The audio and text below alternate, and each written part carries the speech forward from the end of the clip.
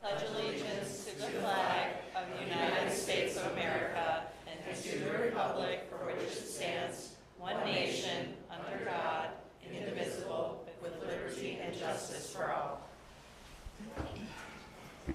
Next, we want to recognize that it is Gun Violence Awareness Month, and we have Ava and Kriya who's going to come and share with us. Hi. Hi, guys. I am here today to discuss gun violence in schools and the importance of our district continuing to put the physical and emotional state of our students and staff as priority. In 2024, there was a reported 330 incidents of gun violence in U.S. schools, according to the K-12 school shooting database. Even though our school has not really been touched by gun violence, other schools such as the Central Visual and Performing Arts High School in 2022 have experienced this firsthand. As a student, I have never dismissed the possibility of gun violence coming to MRH, seeing as gun restrictions in Missouri are basically non-existent. I know that the board understands this and that it is a growing threat to schools across the country, and I know that we must put in place procedures to ensure stronger safety for students and staff. Our country is experiencing changes literally every day, but I know MRH can stay resolute in protecting students who wish to learn in safety and staff who wish to teach without worry. And also, I just wanted to do a little shout out in honor of Pride Month to thank the board and the district for the awesomeness that they have committed to making this an accepting and safe space for queer kids like me. Thanks. Thank you.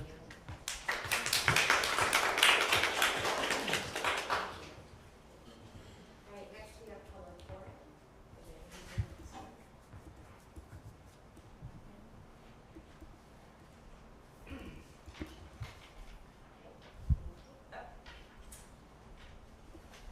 Are you wanting to speak at public forum, or was that just for this? That was just for this. Okay, we're good. Perfect. Thank you.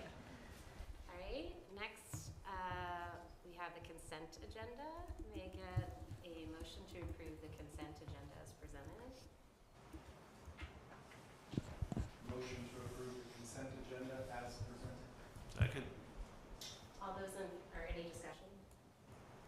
All those in favor? Aye. Aye. Any, all those against? Any abstentions? I was not at the last meeting, so can't vote on those. Neither of us were at the last meeting, so can't vote on those minutes. And is that just two? Just two abstentions. Just two, okay.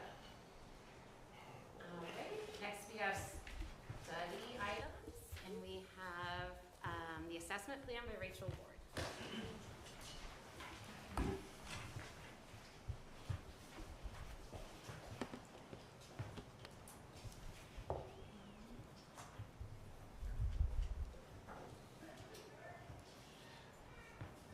All right, good evening. My name is Rachel Ward, Coordinator of Assessment, Data, and Accountability for the district.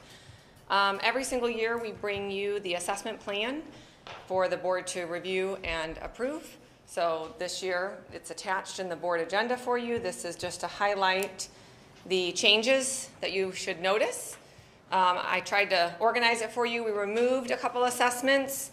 We added a couple assessments. We also added some text, and I put it in green for you to see, like the board docs does, just to help us guide and support why we give assessments and what we do with those assessments. And then the only other thing is there was you guys in a policy batch approved a testing policy that was not updated in the plan, but you've already approved it, so I had to update it in the plan. So those are the changes you should see. The budget impact, I tried to highlight by assessment from last year to this year. The biggest change you will see is when we moved middle school grades 7 and 8 is moving from NWEA to STAR 360, so that little chunk of money just got moved over to a different assessment. This pyramid is in there to talk about the different assessments we give and why. And yeah, any questions you have, I'm here to answer them.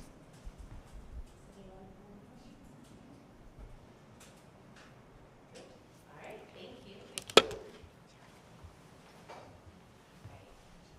And then next, we have school meal prices. That item will be presented by Chris Hauser.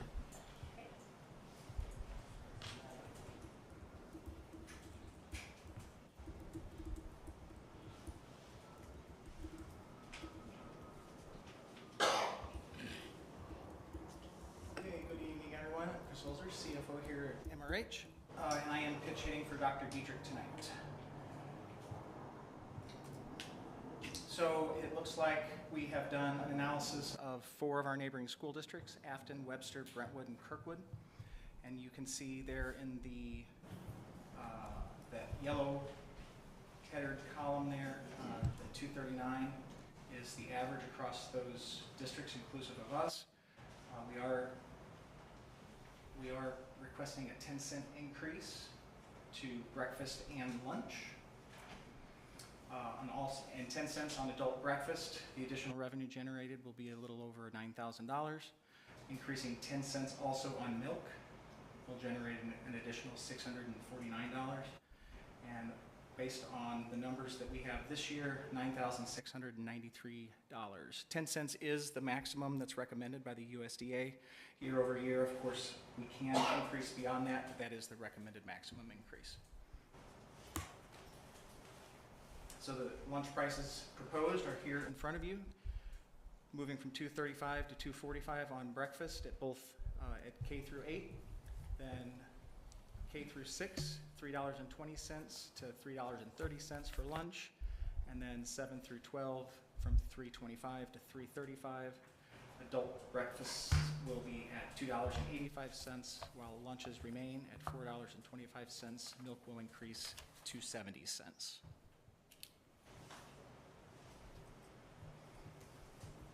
What questions might you have? Chris, did I capture correctly? You said that 10 cents is the maximum allowed? It's the maximum recommended. Maximum recommended. Could we go back just one slide?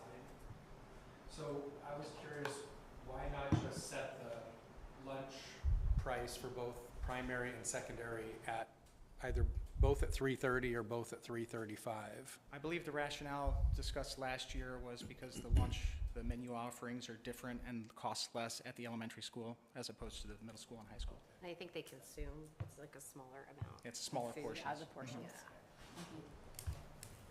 I do have a question, and you might suffer me have to answer this, but in middle and high school, like they can pay for lunch, but can they also buy things individually at the lunchroom too? So, okay. Like a la carte?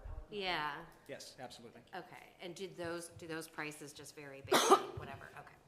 And only a full lunch may be reimbursed, however. So Okay. when we submit lunches to the state, it's only for full meals. For full. Okay. So when you hear kids saying they made me take an orange or they made me take a milk, that's because that's a reimbursable meal. Or my and kids who all would, meal like, buy the components must cookies. accompany that Yeah. lunch. Yes. Yeah. All right. Any other questions? All right. Thank you. All right. And then someone else gets bond project contracts, I guess. And this will be Ray from Navigate. Thank you, Ray.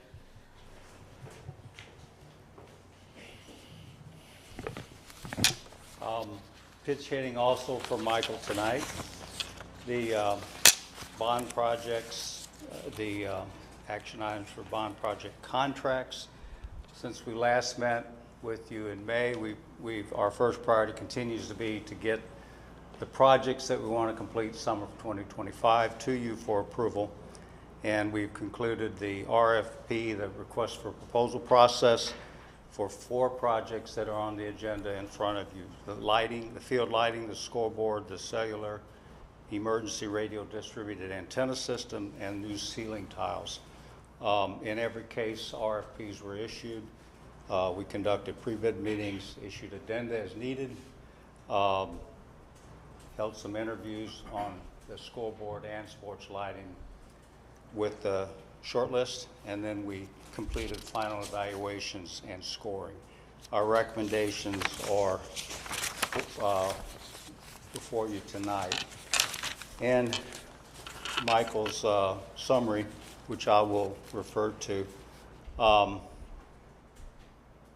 these projects result, of course, from the successful passing of Proposition B.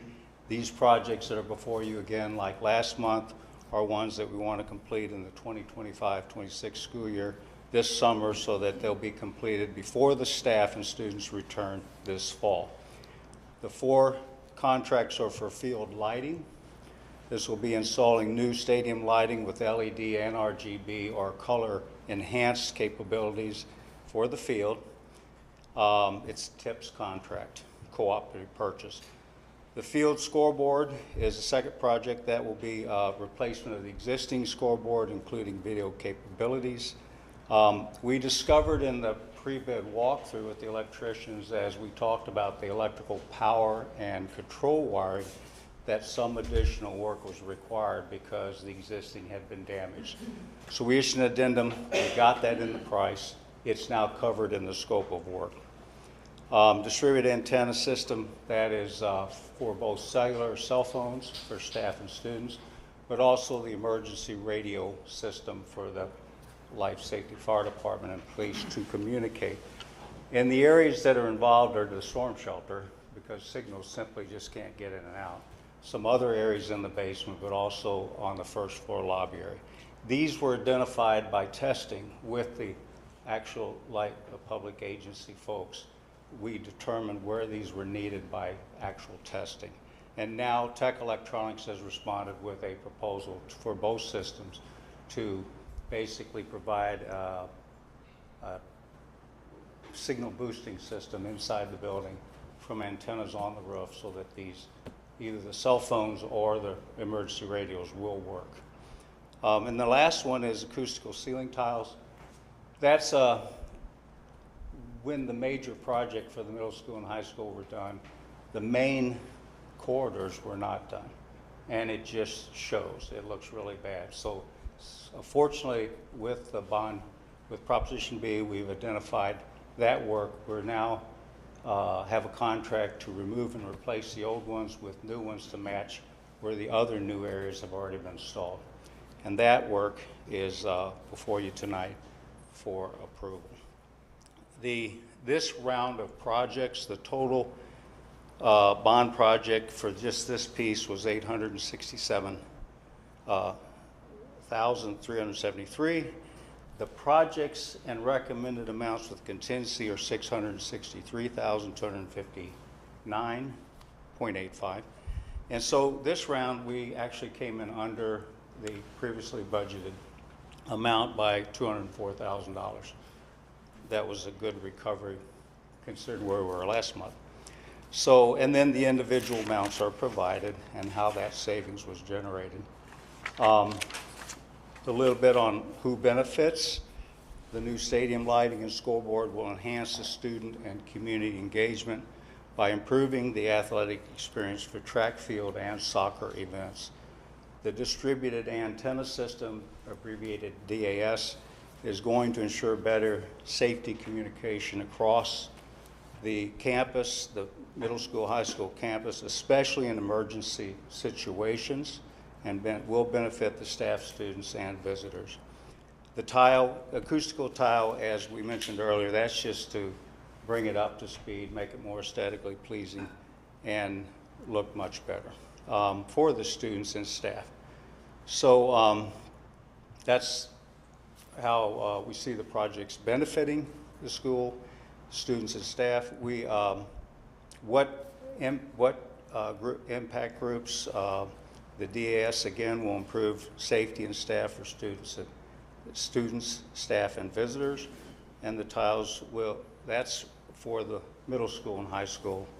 The acoustical tiles are also in the middle school and high school.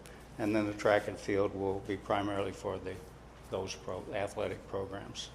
But everybody who utilizes and visits sees those events. So that's the last thing on the summary from Michael is by completing these projects, the district is improving access to high quality facilities for all students regardless of their background. The enhanced stadium lighting and scoreboard will provide opportunities for the community and student engagement, while the distributed antenna system will ensure better safety, communication, especially in critical moments. Updating the tiles will contribute to a more comfortable and aesthetically pleasing environment, ensuring that all students will have access to a well-maintained and inspiring learning space. So that is kind of a summary of our recommendations and the benefits and why we are recommending they be done. And at this point, I'd like to we also provided copies of an individual recommendation sheet for each contract, which summarizes the scope of work and the price, and but also copies of the contracts or proposals to be signed. Don't plan to go through all that, but we'll entertain questions now if you have from your reviews. I have a couple of questions. So the starting with the ceiling tiles, I'm a little confused. Is there something wrong with the tiles right now? The tiles, they're old, dated, they are damaged. Okay. In fact, what we did as part of the last project where they were really bad, we recovered some of the tiles that were taken out in the new areas and we placed them, so now they don't even match. Okay, so this isn't just about aesthetics, this is also about... Yes. Okay. All right. It just looks, you know, that project created some drywall breaks even at the entrance to each classroom and the off areas, some of the gathering areas. It's all new and it just doesn't match and it looks really bad. Okay, and also does it provide any, when you say they're acoustic, is that going to provide a enhanced learning environment? Is it going to be quieter for the kids, or? I think that it is a different tile. It's a much better looking tile. Acoustically, I think probably the performance is the same, but it will be more pleasing and aesthetic. It just looks bad. Okay, well, I mean, aside from looks though, like, why else would it need to be replaced? If that's what I'm asking for. It's old. It's primarily because it's just very old and outdated and damaged and Okay. Some of it's in like many stained, places. like water Okay. damage, like it's Yeah. gross. Ray, let me jump in real quick too. Also, we have plenum ceilings in the middle school and high school, meaning that the entire ceiling is part of the ducting system. Gotcha. So any of the areas where those tiles are damaged or incomplete does impact the efficiency of our systems. Okay. That's a good point. All right, right. So Thank you, Chris. just, for those of us, or those people that are following at home, I just want to make sure that it's clear that this is not just about how something looks. Okay, and my second question is about the scoreboard. Is there any estimate as to whether or not this would create any kind of revenue stream for the school or something like that? Well, actually, the vendor that recommended Daktronics has a separate group that works with the schools on advertising, and they will assist in getting, there's going to be fixed signage for advertising, and then you can do it through the video. And they will help you identify and find and hopefully sign up companies who will want to do that. And it varies greatly from school to school. They threw out figures in the order of $4,000 to $5,000 per year per sponsor, and one school district, they ended up generating $40,000 or $50,000 a year. Ray, I also add that they are working with some of our students, which is the apprenticeship side. So Dr. Dietrich has worked to allow them to receive the training over summer, which would be an opportunity for them to use the scoreboard as well. It looks like in the two mock-ups, it shows the space where ads would be, right? Like in the proposal, there's two mock-ups of the scoreboard, and it has different places for the ads. But then if you say you can, like, they could be digital, like not permanent, you could do like just sort of cross the screen or as well. They proposed, we needed to keep the sign the same size because it's going on the existing support. So wind load needed to be considered. They proposed one that was vertical. Okay. They also proposed the landscape version, which was wider. That is more expensive. Right now, the recommendation is based on a vertical one, but that could be something the board could consider if they want to spend more money. It's not, the landscape is nice. I see that. They're both I very see. nice. And it wasn't that much more. So I have a question about the lighting, and I've asked Mike Dietrich multiple times about this. Is there anything wrong with the current lightings that we have? Is it not functioning? It's just, we're replacing lighting that I think already works, and we only use it about 4 times a year. The history there, I'm not familiar with, I know that the new lighting will be, it's old, there's many more fixtures, it uses a lot more energy, I know that. The lighting levels are not, current lighting levels are lower than will be provided with the new LED fixtures. In fact, with less LED fixtures because they're so much more efficient and powerful.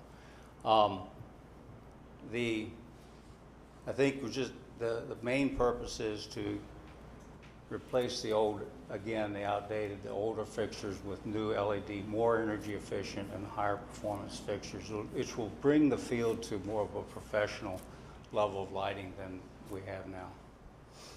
And then another question about it is, so Mike has said that we cannot install this lighting at a later time because we might damage the track when we were installing the lighting. And do you have any assessment about whether or not that is actually true? It seems like you could put boards over the track to protect it from a lift that was used to change the lighting out. We can address that. In fact, it was part of the RFP. We put out the schedule for the track work, the field and track work, and informed them they needed to account for that. And the selected firms of Reinhold Electric and Musco, Reinhold has a 125-foot articulating bucket truck. They use it for installing sports lighting because they do a whole lot of this work, as well as high mass lighting. And they will be able to reach and put the lights in without impacting the track at all, except for one small light, which they've already talked. They don't have the contract official yet, but they've already talked to Byrne & Jones about a way to get in there and get that done. Yeah, the lighting contract says that the material will not even be here until the end of August. So that will be probably after the track has been installed, which was ultimately the reason given for installing the lighting before putting in the track, was that we would possibly damage the track. But now it seems the track will be there already, so the possible damage to the track is already there. So then why are we spending the money on the lighting now? If it's functional. The Byrne & Jones timeline and schedule has the concrete work being done first, because it needs to cure. Then they'll go right to the field and get it in because the grass needs to grow.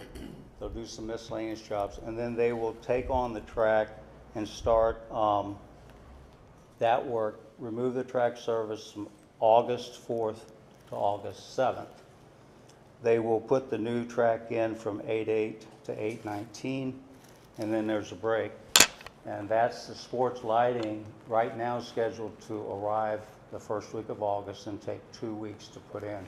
So we've got it coordinated, and the track work and the lighting can occur now together and will. Well, I've got kind of to follow up on what Trent's saying. What is the shelf life of our current lighting?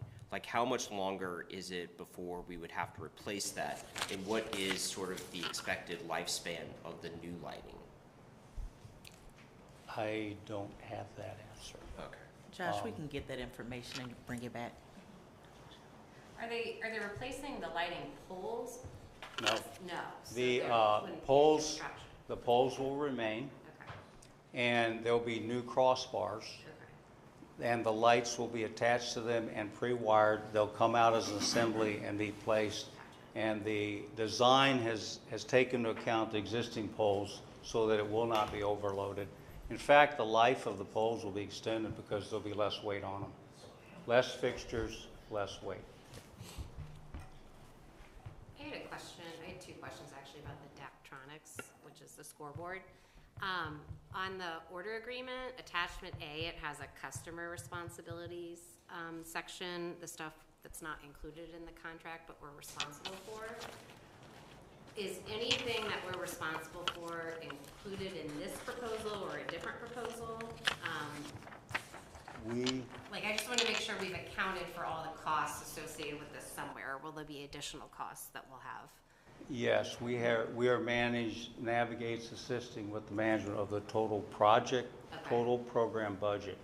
And as we assign these contracts and assign work to different companies, the work that isn't done by that company will be picked up in the forecasted budget for that item, and that is all being tracked against the total program budget.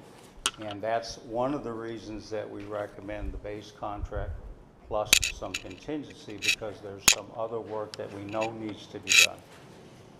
And then my second question was, in the order proposal, there's a paragraph that states that if taxes or tariffs are imposed after the date of the proposal, we're responsible for that cost. Clearly there's an unpredictability around tariffs, and it looked like the contract price went up already from what we budgeted because of tariffs. Is there a cap? Is there an out if we don't want to spend that increased cost? The taxes are not applicable because the school is Right. tax exempt. And we just need, and we state in the contract, we'll provide that tax exempt certificate.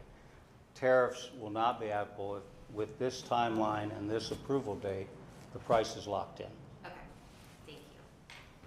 Good question. It has caused one of the reasons the actual final scoreboard price came in a little higher was tariffs, but we got, and we won't have any more. Thank you. Last time we priced it was last fall. So I have a question about the DAS system. So in the previous 50 years that we have not had this DAS system, how is it that emergency services have been able to respond or function in MRH without it? The storm shelter didn't exist. That was just built, so that wasn't an issue. Some of the areas in the basement. My understanding is these fire departments, they're moving towards the new radios, and those radios must work. It's part of their procedure and their requirement. So they actually got to get passed in the code that you have to do this now to accommodate the firefighters and the police, mainly the firefighters in your building. So it wasn't required 50 years ago.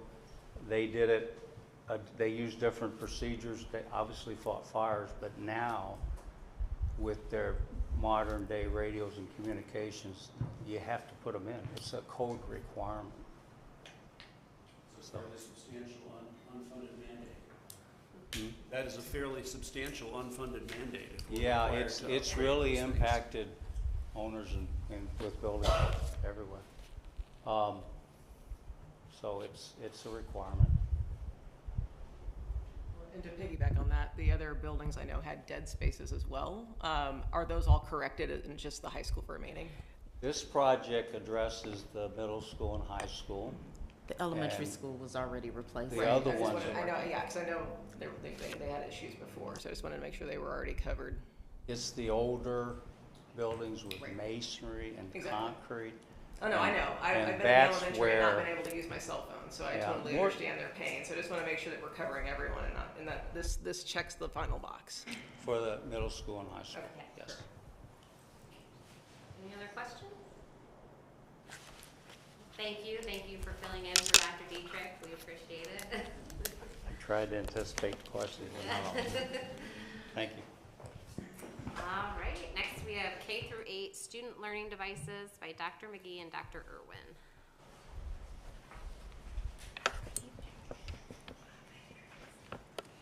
I will be speaking for myself this evening.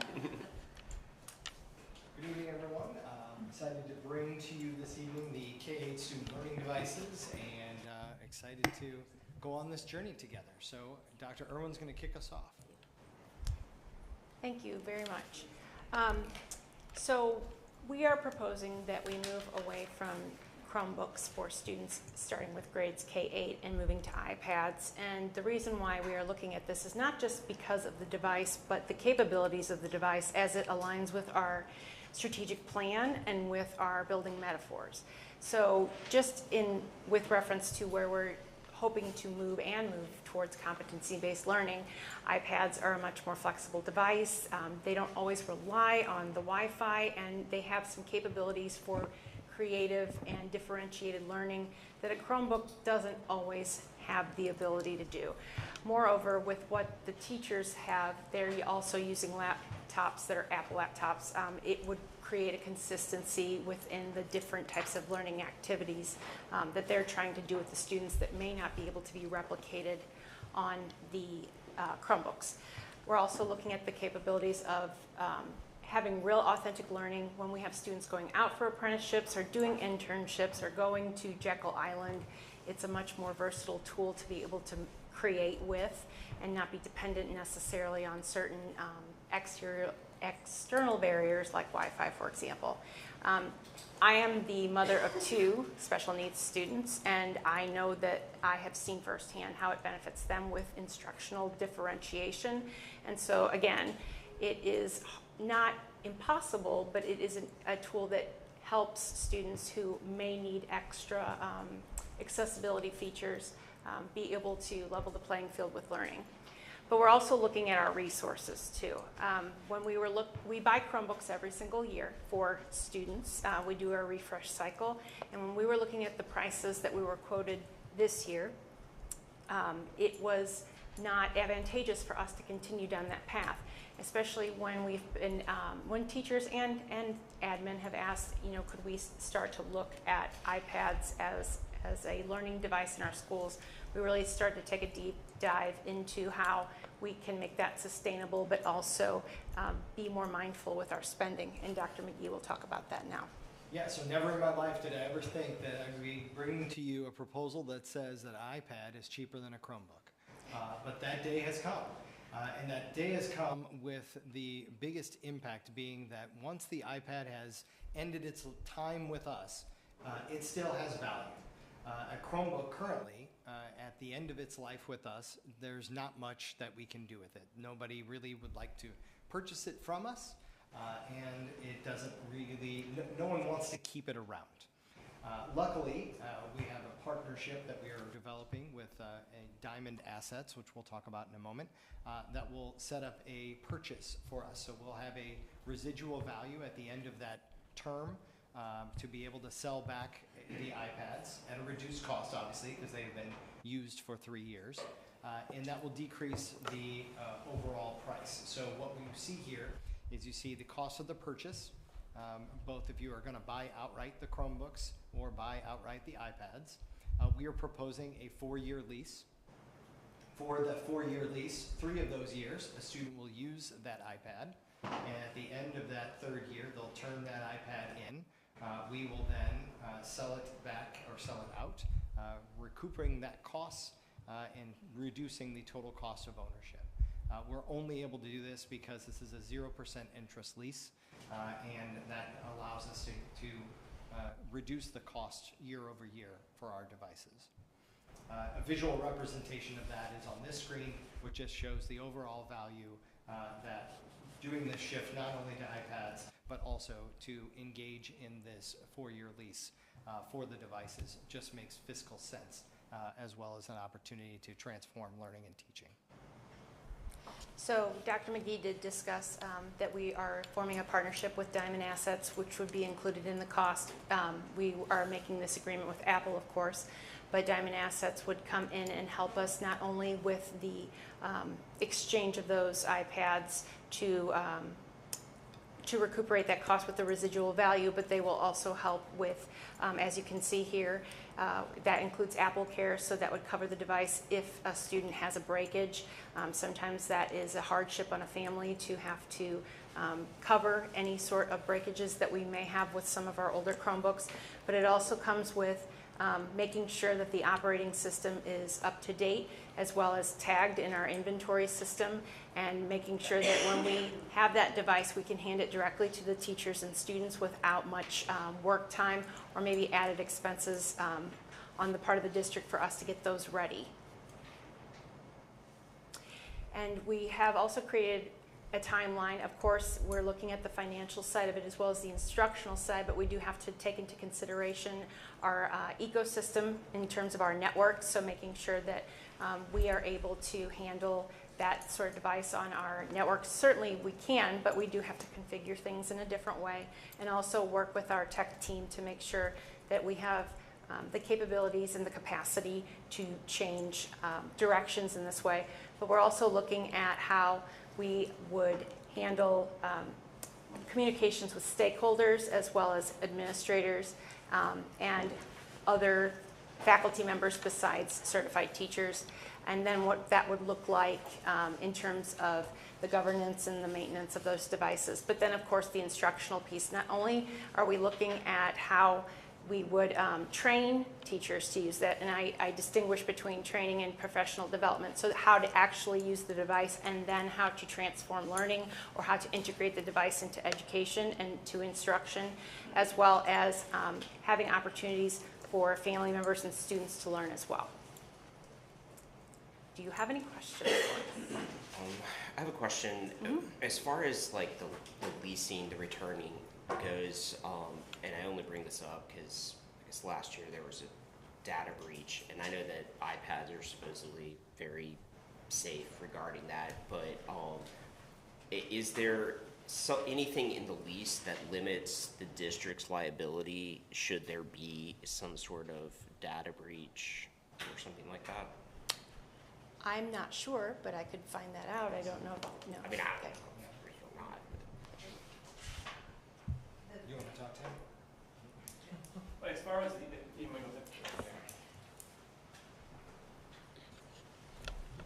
Hello, I'm Tim Scheiger with Diamond Assets.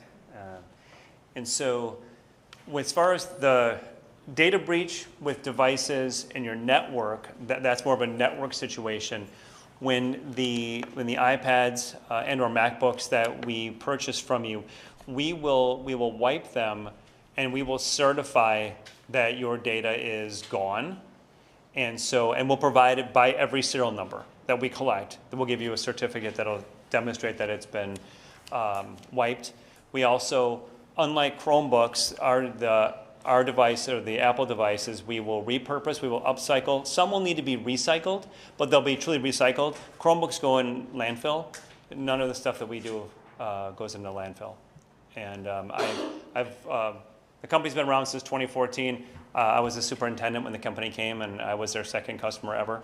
So I've done 3 refreshes with 15,000 devices, never one issue with data breach after we turn the stuff in. And so I think from that lens, as far as data breach on site, if someone fishes into your system, that's a system issue, not a device issue. I think I was more concerned about the latter part of it, but you sort of answered that question. Yep, so absolutely. You'll get that in writing. Yep. I assume when we're saying leasing, we're leasing to own if we're giving them back. No, So how are we, typically when you lease something, you don't, so they give you value for it back? Right, so at the end of that year, we'll sell them back.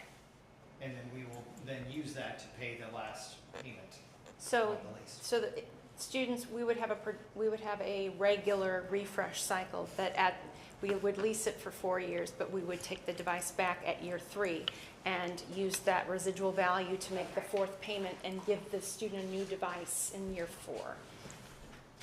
You do own you do own it at the end. At the, okay. Yeah. So it is, you are, We okay. call it a dollar buyout. Okay. And it's a lease, but really it's just Apple, it's a finance. You're That's what I was financing it trying over to the amount, discern, yeah. Right. We use leasing as kind of the term, but. It's just fine, 0% financing financing. it is 0%. And are the 3 breakages for any reason, like, you know, like if a kid throws it on the ground, like and the screen breaks, that's covered? That is something within the discipline code of conduct, but yes, there is a acceptable use policy that students Okay. sign. And that just because it is not charged to us doesn't mean that there won't be some repercussions on for the But student. we won't incur a charge for that breakage. We won't incur a charge, correct. Yeah. And we would not want to charge the family. Right, for that. because I paid one of those, my kid didn't throw it, but.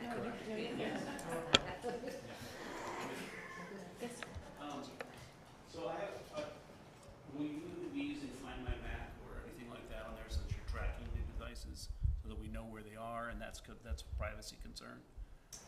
I don't believe so, but I'm not sure.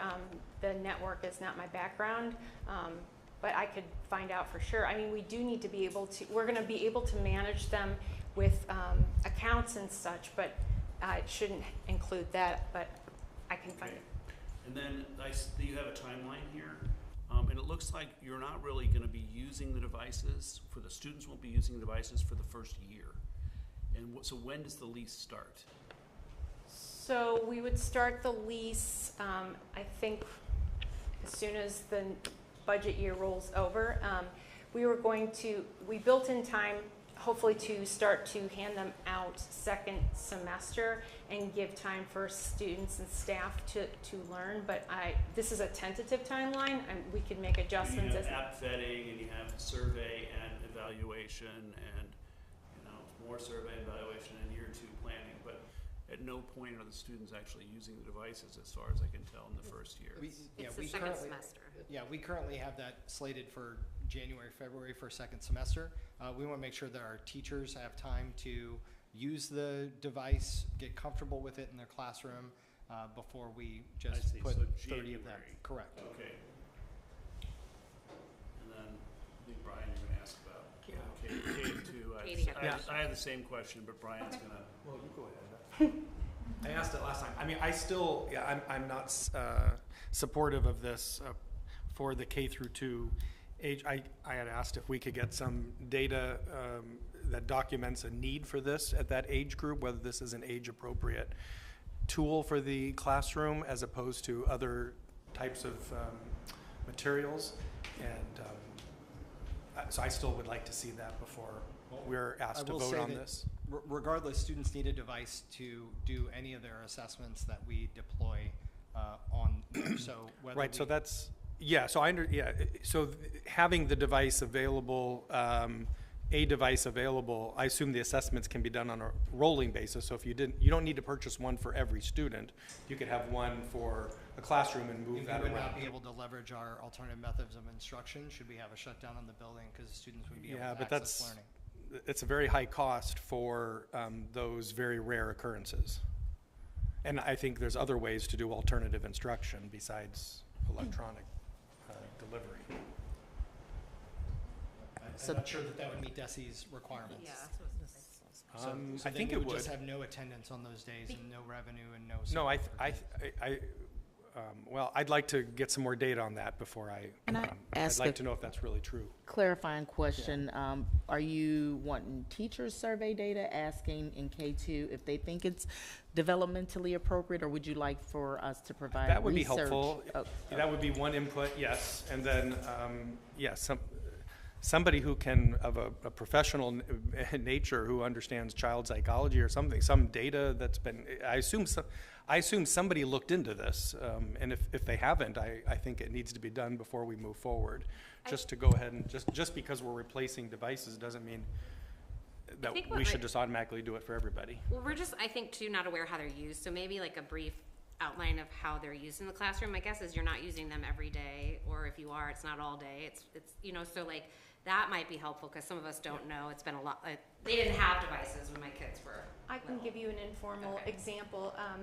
I used to teach first grade, and it is time consuming and it takes a while, and there's a learning curve, and it can be done, but a lot of the programs that students may or may not have to do, especially district assessments, are more difficult for the younger students who may not know how to type or have to log in. And a lot of them are used to this sort of platform. We're not saying that every student would be without a keyboard. I mean, we have different ways to meet that need, but also it just seems to be easier for the younger students. And again, that's something anecdotal. I'm not backing. No, I mean, I don't have a problem with replacing Sure. Chromebooks with iPads. I think it's the idea of, I think, Brian, it sounds like you're feeling like all they're doing is on their iPads, and I don't think that's the case. I think they're mostly doing. Right, yeah, I think it makes sense to replace Chromebooks with iPads. That's Right. not my concern. My concern is whether we do that for that K through 2 age group, and if they're not using the devices every day, why can't we purchase one for, say, a group of students, and then those get moved around on a cart as they're needed in classrooms?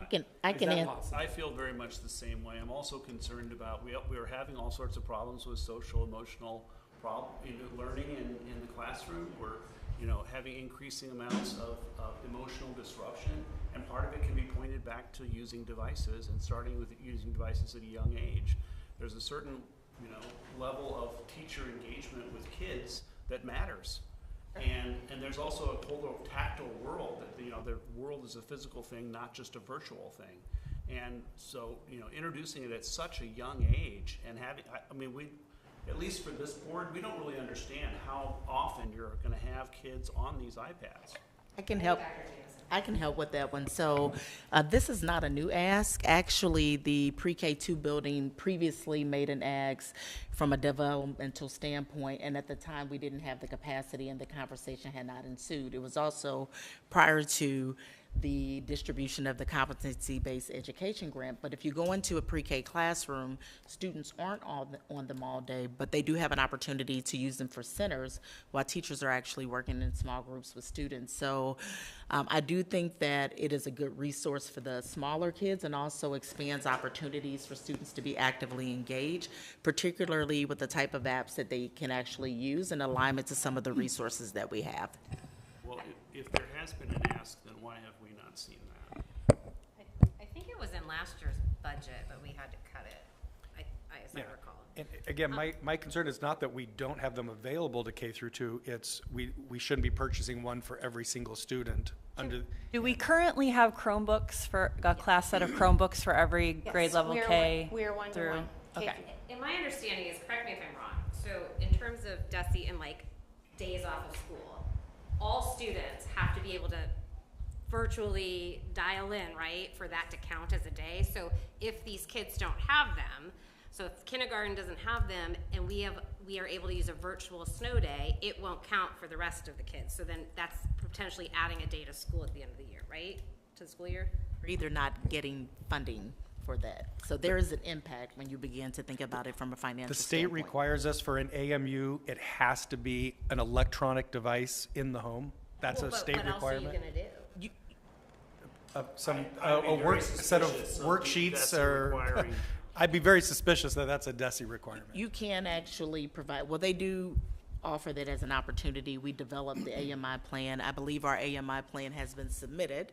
I'm not sure if DESE has actually approved it, but currently every student has access to a Chromebook, which we're just switching the devices, Right. but also based on what we're doing instructionally with I4PL, which also has a cohort of staff members.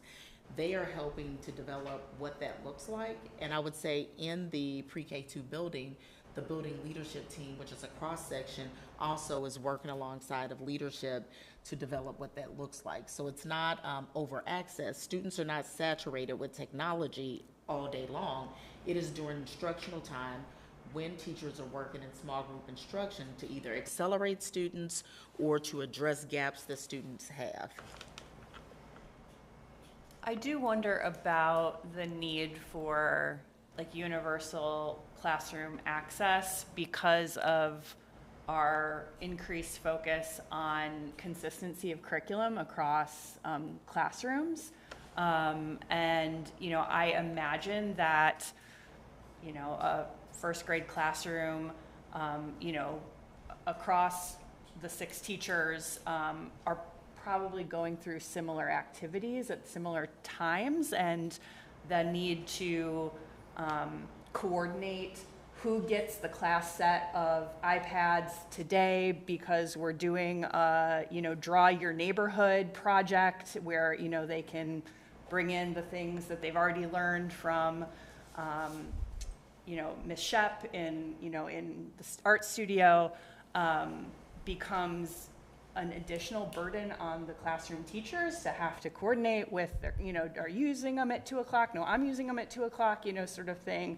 That, again, I'm sure you've got the numbers top of mind here, Brian, as far as like how much it might save us to only buy 3 sets instead of 6 sets of, you know, iPads for kindergarten. But I do think there's some level of mental load too, that there's a cost to that as well. Well, and to piggyback on that, Katie, I was thinking of the AMI days, asking teachers to think in advance if it's going to be a snow day to send home worksheets is also another burden for teachers. You know, they have to think in advance of what they would do that day, maybe send them out. I know COVID times they send home packets and things, but to put that stress back on them to think about those learning plans in advance might also be a burden too. I do think my niece in Webster, who's in kindergarten, I think they do distribute for littler kids a packet at the beginning of the year that they. So I do think some districts do that, but I think there are other reasons we've As someone who there's had something- small yeah. children doing AMI days Yeah. this year, there is a combination of like sign on Yeah. and, Yeah. you know, Yeah. packet work that is, I mean, they weren't on an iPad all day. Well, except one AMI day, and my child was like, let me outside for the rest of, you know, the next 24 hours. So, yeah. I will say, instructional technology is my passion. And I agree that there are instances where students are inundated with screen time. And that's not always appropriate. Just because technology is present doesn't mean it's always appropriate for the activity for learning. Chromebooks can be used for a lot of the things that we do. We do have some difficulties with having teachers translate that to what that might look like on a Chromebook. For example, making a video on a Chromebook is a bit more difficult, but what I think makes it different is the Chromebook is more of a content consumption device, in my opinion. It's a tangible window to the internet. So without Wi-Fi, you get on browser tabs and you can open different apps, but you're not opening apps necessarily on the device.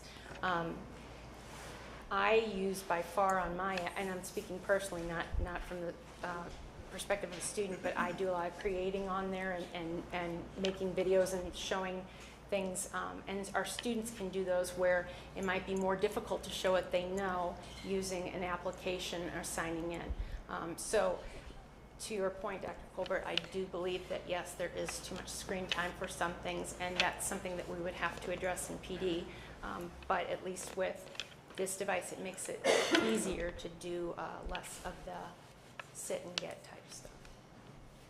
I just think that you should be very careful. I do have follow-up questions on the number crunching. So it looks like they're bringing keyboard cases. So it looks like that's 3rd through 8th grade, correct? Yeah. Okay, and then the others would just be an iPad themselves with no additional keyboard attached. Correct. Okay, so just be a solid case. And then it looks like there's, I'm just crunching numbers based on how many I know are in this each year. It looks like there's a few extras. So can you explain to me like if we need to swap out, or how much is extra is built into this, and if we go over that extra in the 3 years, then how do we purchase more? And how does that kind of cycle through? Does that make sense? I think so. Are you referring to like? Well, I look at we're buying 1,150, right, iPads, and that's clearly probably I'm guessing around 300 extra than we need for K through 8 based on it. That's for our staff. Oh, it's for staff. Yeah. Okay, so that includes staff too. It would include Okay, that. so it's an exact number then, and then. It's pretty close. We are going to have a couple extra because of the way the Apple Care works. I will be able then to take that broken one, put it in a box, ship it off. Okay. There's a delay for that next one to come in. I won't be able to hand that employee or student an additional one. There's not a lot extra. There's also a little bit of a discount. Didn't have like 10, 20 sitting Yes, around in the exactly. closet doing nothing. Exactly. Yeah. There's also a little bit of a discount because they come in bundles of 10. So when you buy them in a pack of 10, there's the Raper device is reduced. And when we looked at each grade level and then staff, it was really rounding up to the nearest 10. Mostly the examples were like 38 to 40. It wasn't an overage where, to your point, there would be 100 of them sitting in a closet. Right, and then I'm assuming the staff would still, of course, still have their laptops as well, right? Yes. So they'd have an iPad on top of that, so they had So that they can the see. apps and then, okay, thank you. Any other questions? Thank you. Thank you very much. Alrighty. Next, we have the K through 2 literacy resource contract for Benchmark. All right, good evening. We've got a resource for your consideration. Our committee this year went through the experience of identifying some opportunities for resources. We developed a rubric. We evaluated resources based on that rubric and selected Benchmark Education for K2 to be the primary resource for literacy. Once that was selected, I got to work to try and make it affordable because it is very expensive. And luckily, they were kind enough to work with us to do a 2-year payment plan, which will allow us to be able to have this resource as our primary resource for a total of 6 years, and to be able to pay that resource over 2 years, which is a fantastic savings for us over time. What questions can I answer for you?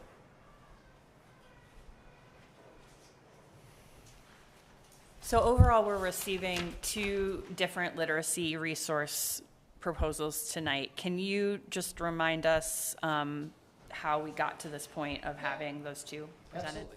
Yeah, so monthly, our curriculum committee was focused on literacy all year this year. We were taking time to review our current data, to look at the courses that we offer, the essential outcomes and curriculum that we deliver in those courses, and then identify where our gaps are from a primary resource standpoint.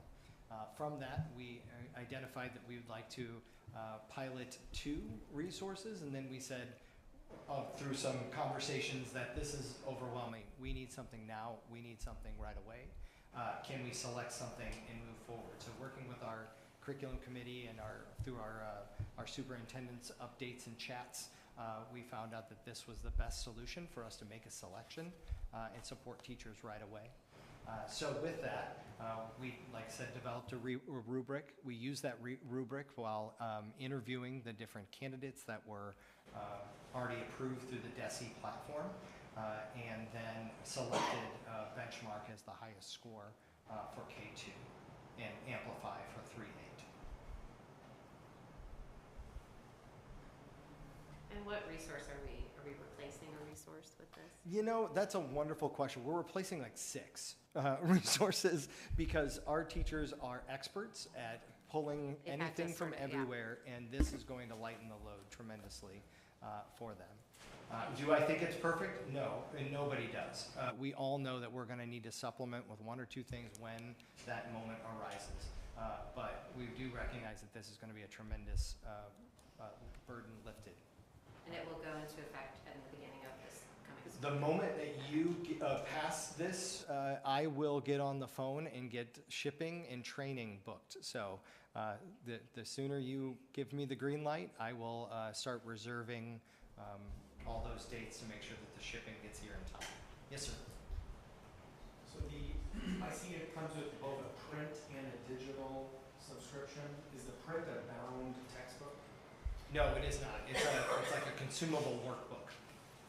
Do we have to purchase new ones of those each year for the 6 years? It's part of the agreement. So what you see is that you're basically locking in those 6 years right now. So you will pay the first 2 years as a part of that agreement, and then not again until the end. Okay. Is it possible to get a little preview of what this digital product is like relative to the printed product? Yeah, absolutely. Is the digital product a consumable worksheet? Is it the same exact thing? Or is this like instructional material in the digital, like a workbook, is what they complained? So the workbook is the available resource that, of course, we don't want kids on screens all the time. So this will give us our tangible in-class thing that students are completing. So what is the digital piece relative to the workbook? The digital piece will give not only the teacher the background information and resources, but also allow us to leverage a digital platform of taking whatever that lesson is and be able to deploy it through the student device, whether that be an iPad or a Chromebook. Okay, so the digital subscription is not the consumable, like the workbook, the assignments, it's actual, like some lesson content, is that right? Yes, correct. Okay, so the workbook is, okay. Is the consumable part. The consumable part. And, Yeah. And then this is a 6 years, the contract that they would like us to, that your colleagues would like us to approve for the iPads is 4 years. What happens if at the end of the 4 years we move to a different kind of device with this 6-year contract? What would happen? None of with the online platforms are device dependent. Oh, this is an online, that's not an app that gets installed. It can be an app or it can be a website. Either one is they deploy it either way. Okay. Okay. I thought we were just told that for the K through 2, which this is for, having to navigate things through the website was actually too complicated, and that's why the app is better. Yeah. Okay. Absolutely, and ideally, that would be an easier way to navigate the space. It is also available via the web. Okay, thank you. Any other questions? Nope. All right, on to the next one, 3 through 8. Same scenario, same group happened all year long. We rated it. This was the highest rating on the rubric for grades 3 through 8. Again, recognizing that this is a tremendous expense, did not see how we were going to be able to sustain that. So worked with the company to develop a deferred payment plan, which will allow us to not have all of the cost up front, but allow it to be deferred over the first 2 years, and also give us that same 6-year agreement. And I appreciate, looks like you did the higher payment. You see how I for that. structured the two? I did, Yep. yes, I appreciate that, thank you. I was trying to be conscious of the budget and the target that I was attempting to hit. And is this, I assume, also replacing multiple different, depending on what grade Yes, level? or depending on the grade level, providing something that didn't exist. Yeah, so this is a tremendous step forward. Any other questions? All right, thank you. Thank you. All right. Next, we have, you're up again. I with know. Board Policy Batch 2024A. Yes, so we have been working towards bringing you a policy EHBD on artificial intelligence use.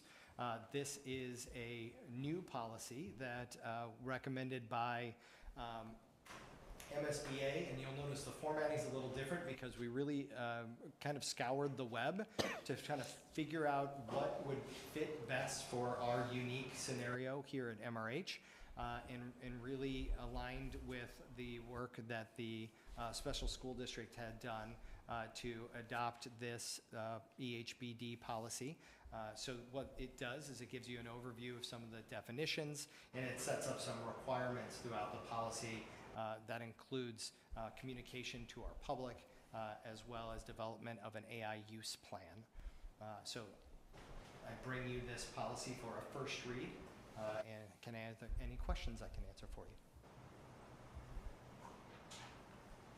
I have one. Yeah. Or two.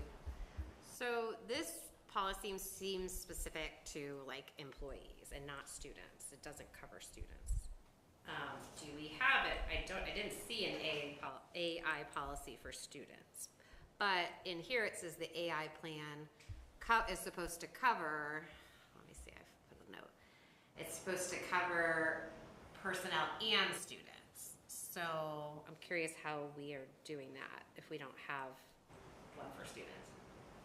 So based on the policy that SSD has, there's a tech committee, which is actually led by Dr. Irwin. They would work together collaboratively to actually develop out their plan. And so she usually meets with those individuals to outline what needs to be included based on the information that's required. So the policies that we did have an opportunity to look at actually included costs associated with, meaning they wanted us to add a person. And so in looking at the policy that will be sustainable but also have the least amount of budget impact, this was the policy that we're recommending, and the actual plan will be included and include students once that's developed. But I guess I'm curious how we have a plan for students if we don't, like, is the plan going to cover student just this? Like, this seems based on security, like confidential information, and not, because when you feed it into an AI, like it becomes. I think what you're going to end up seeing is you're going to see things around academic dishonesty and academic integrity, but that would relay or be based on this board policy. So once we have the board policy, we pass it. We start operationalizing it with the plan as well as the things, the rules, if you will, that will follow students and impact their world. The procedural pieces of it. So how students are able to use AI in the classroom instructionally. that just seems to go beyond the bounds of this policy, so I'm curious how we're gonna make a plan on this policy that covers that. It almost seems like we need two policies if we're gonna, I guess that was just sort of my question, if we're gonna make a plan that covers both. That's what I was just a little thrown off by. And then, are you saying Dr. Irwin would be what is considered the AI coordinator in here? Right. All right. I guess I'm just hesitant. I mean, I get the need to put one on that, so people are aware of putting information into AI and how, you know, how that can affect confidentiality of information. But I guess I'm just, the plan is what's getting me. It's not necessarily this policy. It's what that plan will be. If it includes things we don't have a policy for, but. So in the policy from MSBA, it actually outlines that the AI plan will address the student use. So once the plan is actually developed and operationalized, it will detail out what AI use would be for students, and it will become a procedural piece. Okay. I don't really understand how this is different than any sort of privacy policies that we already have in effect, or plagiarism policies that we already have in effect. It's just a new tool that you're going to release information into, but there's no real difference between AI and any other technology that's come to bear, at least with regard to this policy. I don't see it. And it mandates some sort of AI coordinator, which is a potential cost to the district. So I had addressed that one already, Trent. So we would actually use a current employee. So Dr. Irwin would actually be leading the work, and she currently leads the technology committee. But if she's spending time doing this, then she's not doing other things. So there is a cost. It just may not be a dollar cost. It's a time cost.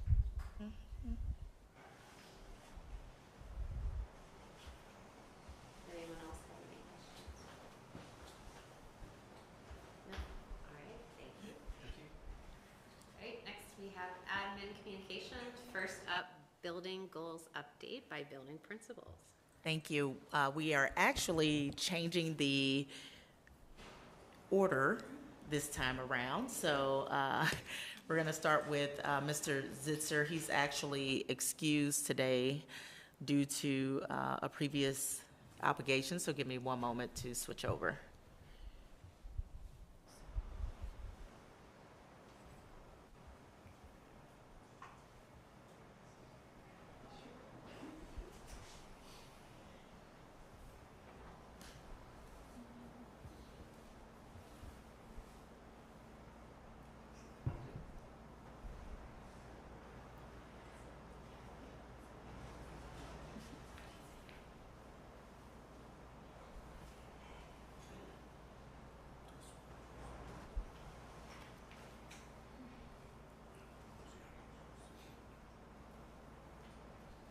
All right, Mrs. Zitzer, you can begin and just give me a cue when you want me to go to the next slide.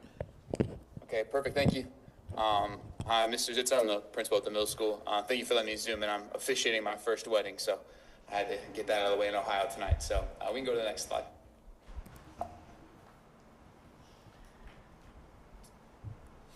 So here's just a recap of our goals from this year. The first two have a TBD in terms of whether they're met or not because they rely on map data, which we won't get back until hopefully August, but maybe later than that. But what we did see in terms of math proficiency on NWA, although those two things don't align, one is an adaptive assessment and one is a grade level assessment, saw a bit of stagnation, which we saw last year as well. And we're really looking forward to the full implementation of our new math resource to kind of help with that. In terms of reading, we saw something similar to last year with a 5 to 6% growth on NWA. Again, not similarly aligned as those are, again, adaptive assessments. But we saw double-digit growth last year on the MAP test with similar kind of growth on NWA. So again, we'll have those back in August and September, but I think there's promising progress on both of those. As far as our attendance goal, I have preliminary data that says we're at about 88.5%, something like that. We're still making sure we're going through and making sure that all of our attendance is correct. But that would put us at 3 points again, but still about a 3% improvement for where we were last year, which is a big credit to our attendance team. As far as our goal around teachers, implementing and moving along the continuum for our PLCs. We met that goal. We will have the same goal again next year because we're moving into content-based PLCs from interdisciplinary teams. So we will continue to use that model and try to move from implementing to developing. And then lastly, we met the goal about two of our culture goals around students, mainly understanding the clear sets of expectations around behavior, and we saw a significant improvement there.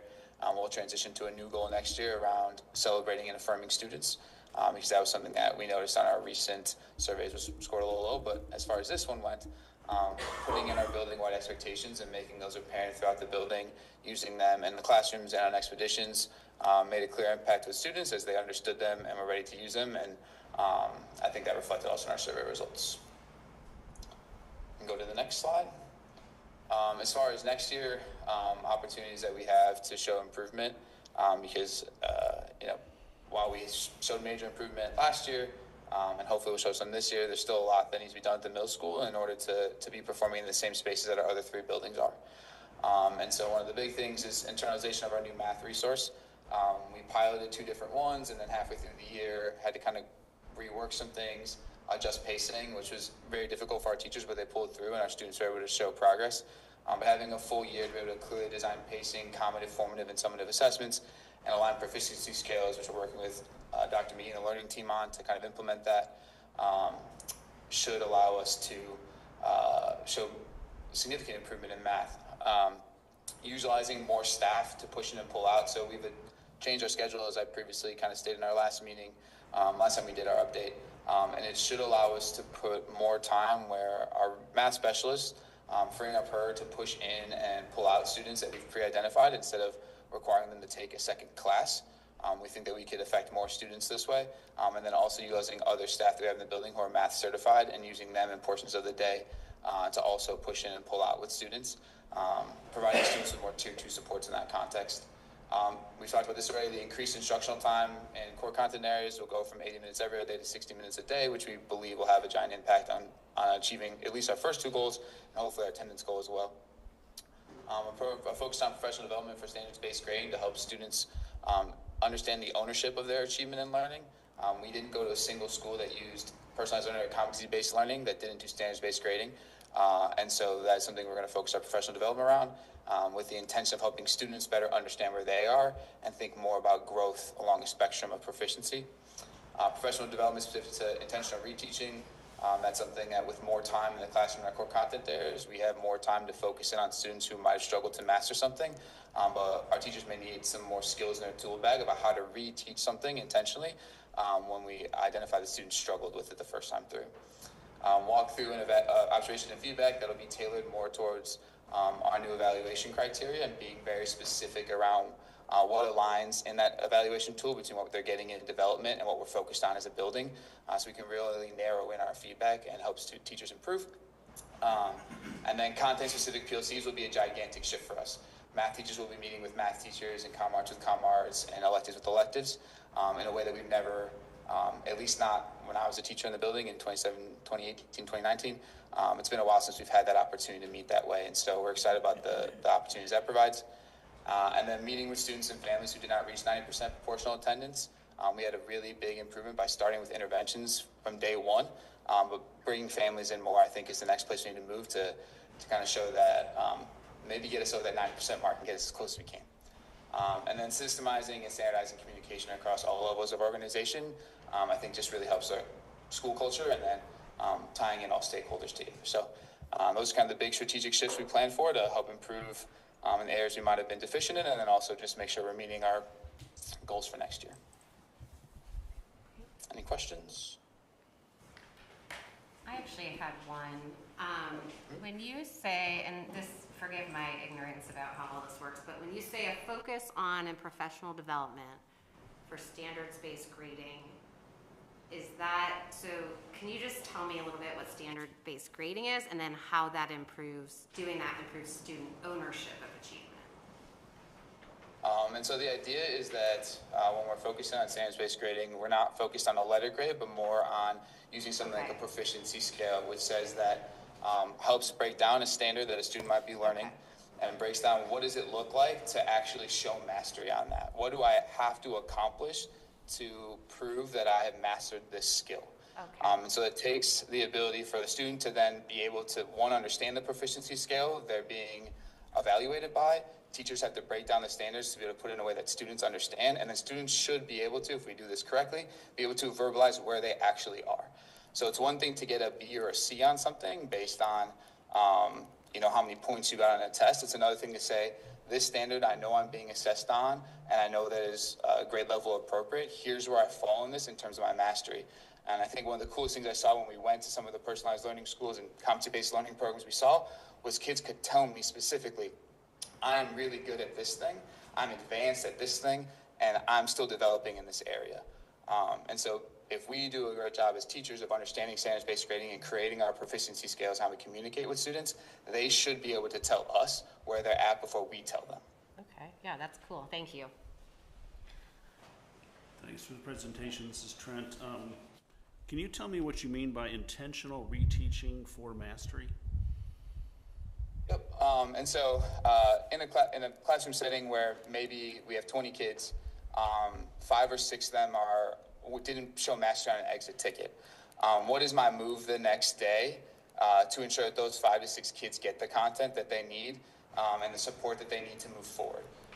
And so sometimes, just naturally, we try to reteach the same thing using the same methods, maybe slower or break it down more, but sometimes students just need something completely different than what we offered the first time. And so providing teachers with more in their toolkit to be able to look at a student and diagnose what the disconnect was in that first go around with our tier 1 instruction that led to maybe them being unsuccessful, and trying to break down that barrier to help them be more successful. So just helping teachers be better diagnosticians of why a student might not have mastered something the first time around. Thank you. Any other questions? Well, thank you for joining us from Ohio, from your wedding. That was kind of you. And go have fun. Thank you. All right, now we have high school.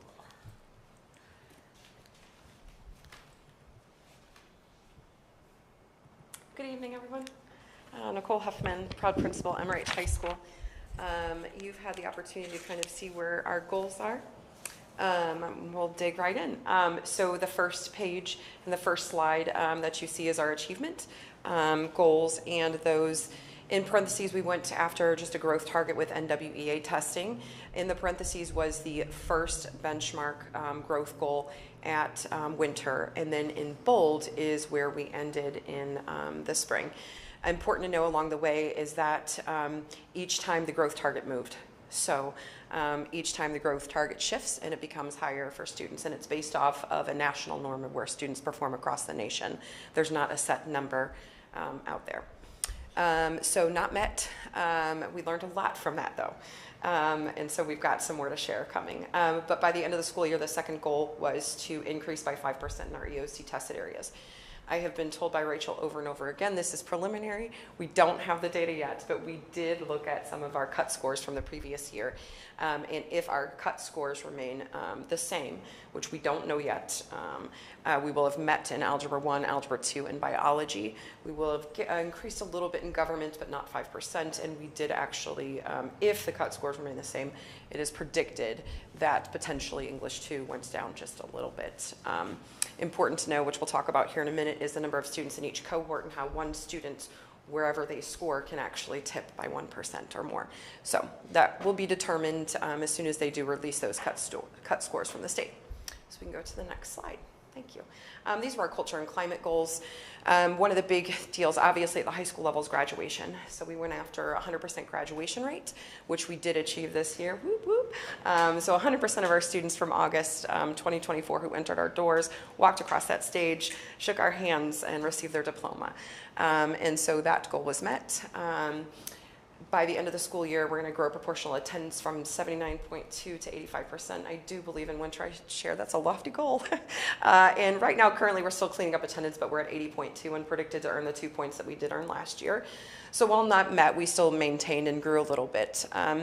And then the final one was by the end of the school year, our culture and climate, we were looking at student recognition and celebration. That remained pretty stagnant, and parent involvement engagement actually increased to a 2.95, almost 3.0. So as we think about our strategic shifts moving forward and where we are with the data, really being intentional and having some proactive supports put in place. We're small enough that we know who our 8th graders are coming in. We know the supports we can provide them. We can really, and we've already started the work. We've met with the 8th grade team and had some very good discussion about what support students might need. In the past, what we've done is we've waited. So we've waited to see where they performed at progress. And if they were failing, then we put supports in place. That's not what we're going to do. We're going to be very intentional at that transition level for our freshmen and even for our students with attendance concerns. And we're going to start having those conversations early, putting actual plans in place, meeting as a team, and really looking at our tier 1 classroom culture, our climate and culture. So we're going to be digging into some of those pieces. What we learned is when we went back to that culture and climate data, I had our underclassmen PAL board dig into our culture and climate survey data, and they did a focus group. They worked with our intern, our social worker intern, and they did small focus groups with our freshmen because we knew that they would be here the longest with us. And what we found out is what the students were reporting to us was a lot based on the classroom level. Like that student celebration and recognition, what the freshmen were saying is, I want my teacher to tell me I did a good job, Ms. Huffman. I don't care if you give me a certificate and tell me my attendance is good. So we're going to really start to dig into that with professional development and learning and what that looks like. And which then takes us to that actual targeted professional development and feedback to teachers. So looking at engagement techniques, continuing down that road, and really digging into formative assessment. Being singletons, it's difficult to have a common formative assessment where you do see in other areas, but how can we build that together as a team? In years past, our PLCs have been focused on that content level, and this year we've seen a big change and shift when we started really teaming up by teams, by grade level teams. So this year we're going to really put a big focus on our student success teams, as we call them, and really dig into some of the content that might happen cross-curricular. So you'll see some of that start to take place and shape. And then really digging into those professional learning communities, which I shared earlier, but looking at that assessment data and really talking about what assessment data is going to give us what we need in order to really truly change instructional practices. Because NWA is not going to help us change instructional practices, what we've learned. That's a big picture assessment, but what formative assessments do we have in place that are going to help us make the instructional shifts that we need to make? Questions? I just have one question, and I think I kind of understand it because one of my kids has talked about it a lot, but that very first goal, when you say the target moves, it's because like, so say in Algebra 1, when they take their first assessment, it'll say you need to grow by this much, but then when you do it the second time, it says now you have to grow by this much, and so it's like, it's a moving target for them, and so, okay. Yes, and what we found is the target's easier to hit in Algebra 1, Algebra 2, and Geometry because it's very course specific. So it's all those standards that the teachers are teaching. That is actually the Missouri State, standards, so to speak. But when you look over at the reading and the language, it's K-12 standards. So the standards grow and the standards move. Yes? Can I ask a question about how attendance is captured when kids are going for college visits? We went through that this year and the year before and realized that they only host college visits on school days, by and large. And if you tried to be savvy and do it on a spring break, you managed to overlap your spring break and their spring break. And campus was dead. So how does that, does that count as absent no matter what? Great question. So all DESE cares about, either you're there or you're not. They really don't care about the reasoning. So even if it is an excused absence, that still counts against a student in their attendance. But if it is a field trip, that's different. So let's say a student goes on an athletic event or a field trip. That doesn't count against you because it's a school event or activity. But yeah, so a college. Hosted by a school. Yes, or if it's hosted by a school. Yes, thank you. If the school organizes a college visit, then it's not considered an absence because you have a teacher, a certified teacher, hosting it. Yep. Or do we do those outside of St. Louis? The farthest we traveled was my first year. We went down to Southeast, but. So you have 3 parents of seniors I know. on here. I know. Okay. And Loretta, Loretta brings up an important point. I mean, I took Dakota out to numerous college visits. It counted against her attendance. She was in, jeopardy of losing her ability to go to prom and stuff like that, all in the interest of her own education. And is there any way to push back on DESE, one? And then number two, is there any way to have a parent take their own student on a field trip so that it is no longer an absence, in order to sort of get around some of this? Because the way it stands now, if you are looking at a number of schools, you're kind of SOL in terms of attendance, at least especially in the fall when we were looking at lots and lots of different schools, and often they were multi-day trips.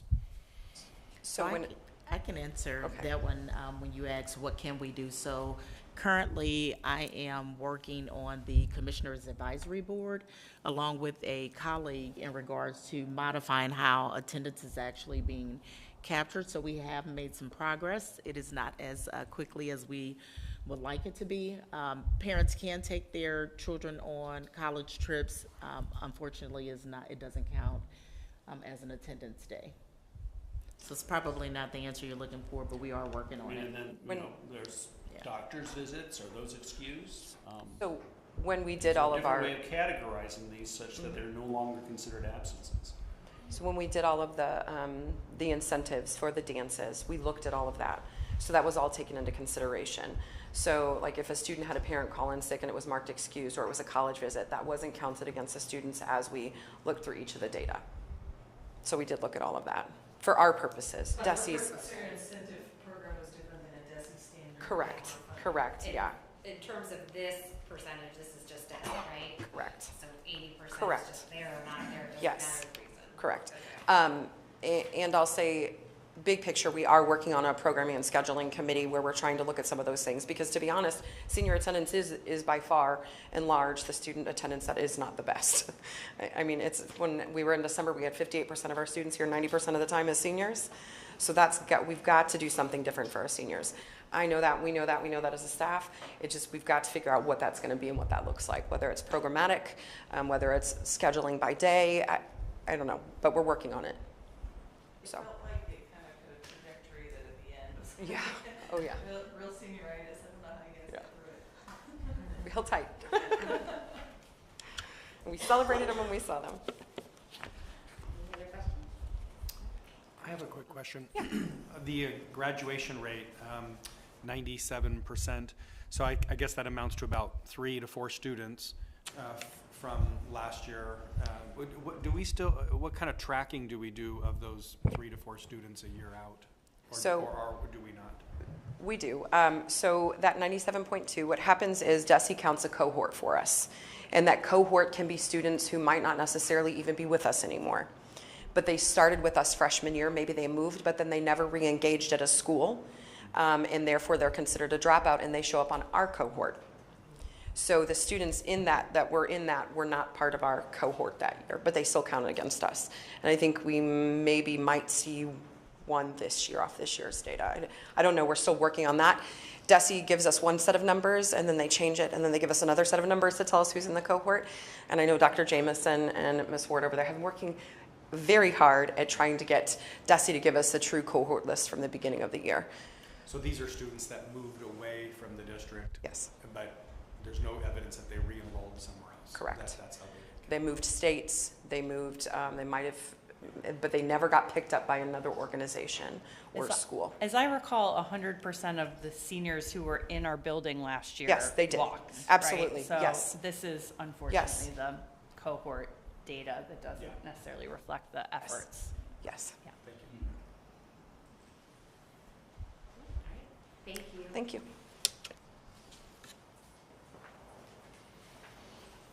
Elementary school.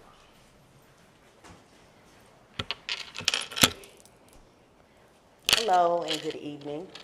Board, Dr. Jamison, Central Office, staff members, and the MRH community.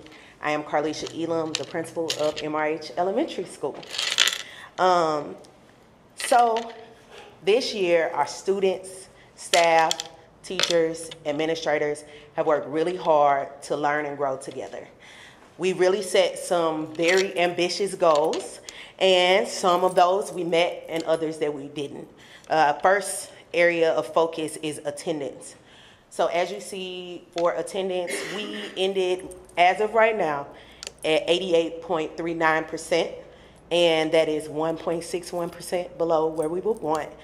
One thing that I had to really take into consideration when analyzing that is that you can't compare last year's data to this year because you lose a whole class. And so the new class that you receive can be very different in multiple ways. And not that that's what happened, but we noticed that there were some changes in behaviors with attendance and the importance of school attendance across our school community.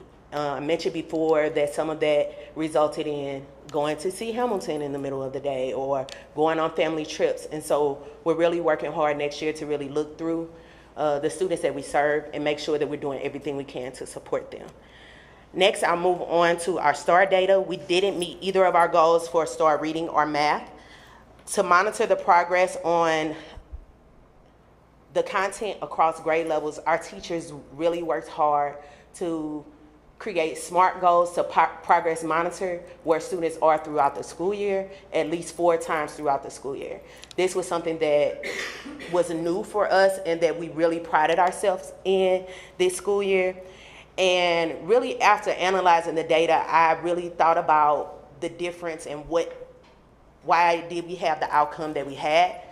We created our goal after we had this huge spike at winter. Our teachers had a large jump in reading and math. And one difference that occurred was we changed our testing window for STAR this year in comparison to what we have done in previous years.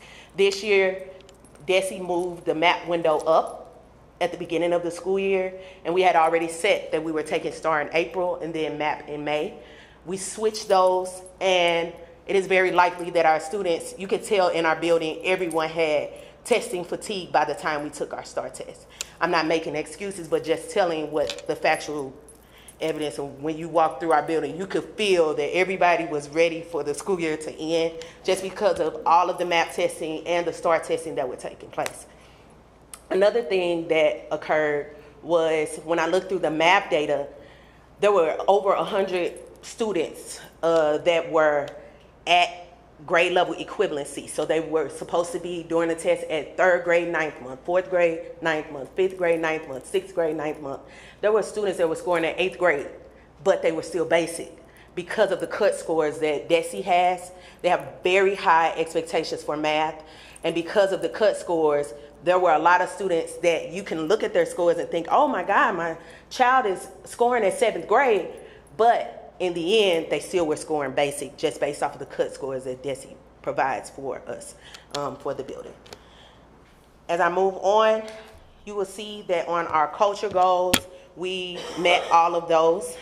We took surveys every month for our teachers to say, how are we doing with our sense of belonging, communication, and safety? And they were able to provide feedback on what are the things that we could do in order to improve.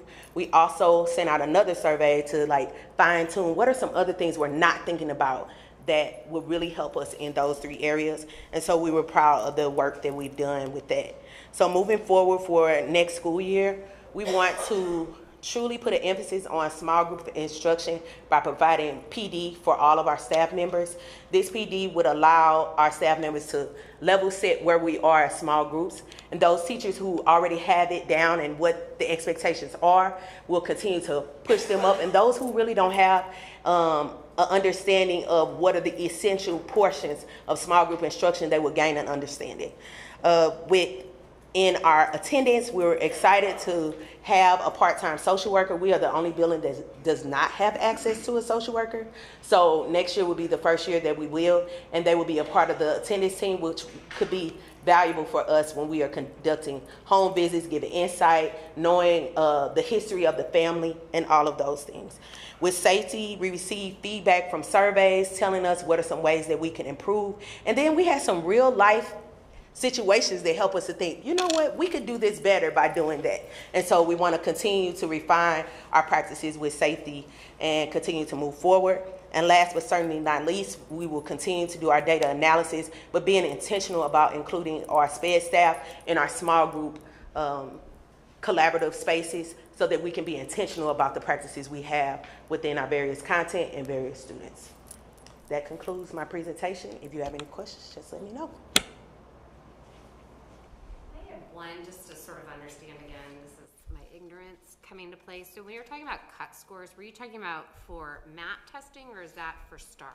So there are MAP test cut scores, and based off of what the MAP test cut score, there are cut scores that are for scale scores within STAR that align with what the MAP test, where the students would place within the MAP test. Okay, so like if you're saying, oh, when you take the STAR test, it shows your 7th grade, but in the MAP test, it's saying, no, that's just proficient. You would just be basic, Basic, below okay, proficiency. So it's taking one and applying it to the other. Yeah. Thank you. Which, is it the I4PL, is that what does the small group PD, or is that something, who does the small group professional development? So I have the small group professional development. I have reached out to a organization that would be able to provide small group for reading and math. I've also spoken with Emily, who gave some suggestions for SSD staff members who also provide professional development to our staff members that may not be in a specific content. When you say small group, are you meaning a sort of differentiated learning? Yes. Okay, so within the classroom, or students would be moved? Within like the everybody classroom. would be doing math at the same time, and different teachers would be working with different levels or of students? Right now, yeah. right Or now, what you're looking to move towards? yeah. Right now, our goal is for the teachers, you're teaching your whole group instruction, but then providing small group instruction to the students that are within your classroom.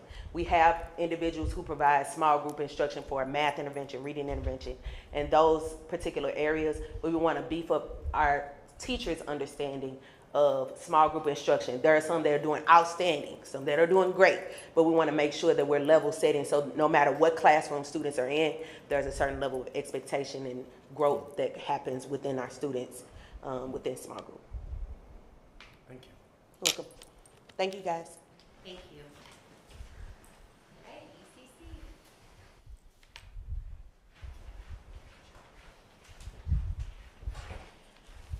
Good evening. I'm back. Y'all awake?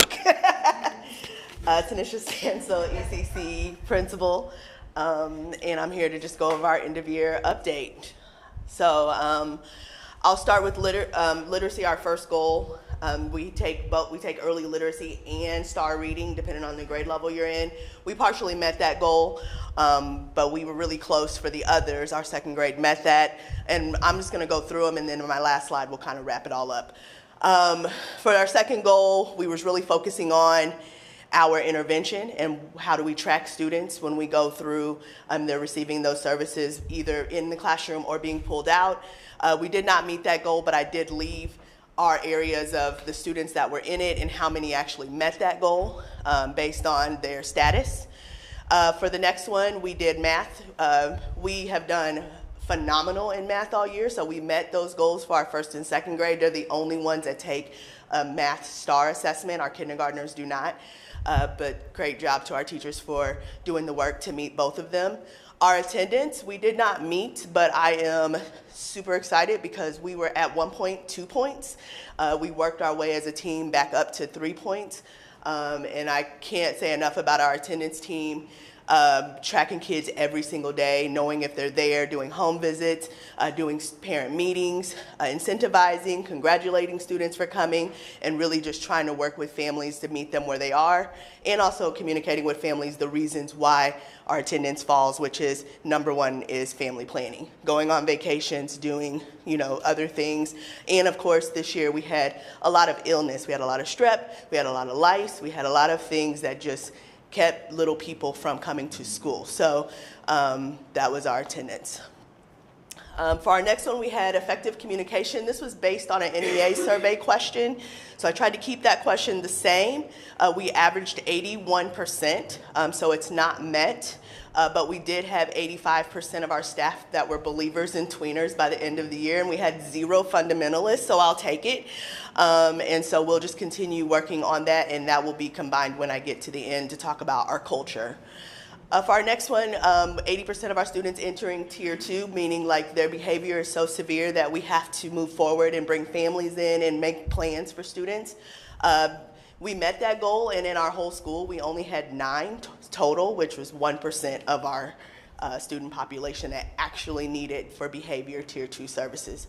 So shout out to the SEL team, which includes families as well, to bring them in to figure out how can we remove those barriers and how can we really provide the support for our students to not be impeding their own learning or the learning of others. And our last one is our Metaphor goal, 100%. We actually had a studio night, our first studio night, and so all the project work was showcased for that night to show what students have learned throughout the year. So as we move into next year, our theme this year was Ready, Set, Grow. And next year we are going from good. We got good at a lot of things, but next year we're going to be great. So our theme is good to great. That will include just additional professional development to strengthen Tier 1 practices, and I will actually be participating in a PD next month that actually targets Tier 1, so I can take away what I can take back to my staff to support them. We will be continuing the work that we started with Link STL and Ed Plus for both whole group instruction and small group instruction in literacy and math. It's been very, we've been able to make what we need for teachers very friendly and not daunting task to be figuring out how do we differentiate for our students. Teachers with that is also going to be getting PD for those new resources that we will be implementing. And of course, for some of our teachers, this will be their first time implementing our new math resource because they did the other resource. So just being mindful of making sure everybody has what they need. Code-facilitated PLC, so kind of shifting that to be the teachers kind of working through that. We're going to continue what we did this year, creating our priority standards with our data, moving through that, and then the creation of common formative assessments. So I'm going to give my shameless plug about the iPads. The iPads for us are developmentally more appropriate for K through 2 because of their fine motor skills and being able to navigate when we need them to do certain activities. I do think that some of our scores in our testing goes down because they get trying to use the trackpad, and then the question may time out on them. That goes against them in their score. Also, a differentiation and accessibility for our students who have special services. We have attended a training last year, so we were able to figure out what some of those accessibility features are, or even students who use pads for communication. So that's a plus. And the last thing is teachers wanting to constantly have students take formative assessments on the iPads, so when we actually give them the star, they are familiar with it.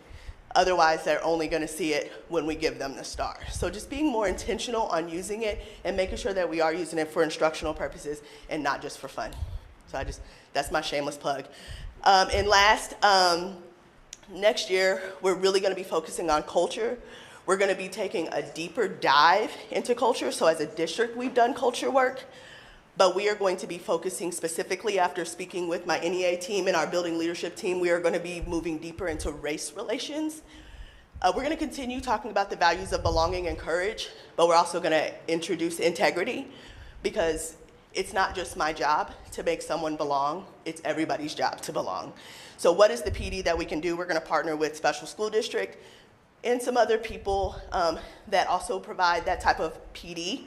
And even if we have to differentiate it out between K through 2 and pre-K, then we are willing to do that. So I'm telling you that now because I will bring it back up when we come back at the beginning of the year. I think it's important. Race relations conversations are not comfortable. I would expect, even though you're not necessarily in the weeds, I would expect if you heard something about it, just come ask me. Because I'm looking at it from a global perspective, and I want everybody in my building to know that you belong regardless of what you look like, regardless of how much money you make, regardless of this. And as a Black leader, I have to lead the charge and be a role model for that. So belonging, integrity, and courage are still going to be a defining line. And I will say that I don't see people that look like me on the board, but I hope that if a question arises, you will go seek out information to know the perspective and why we're doing what we're doing, because then we will officially be following our MRH mission of being inclusive, making sure everybody feels seen and valued. Last, I also want to talk about preschool. So we've been tracking their literacy this year and math, but I'll talk about literacy. Our 3 goals were uppercase letters, lowercase letters, and at least 10 sounds. We had 89% of our students know 80% or more of the 26 uppercase letters. 74% know at least 80% of lowercase, and 90% of our students know at least 10 sounds of the alphabet. So them coming from that, for the 87 students that are coming with us that we already know to kindergarten, like that is going to be something to watch. It is going to push our teachers because kids are going to kindergarten knowing how to read.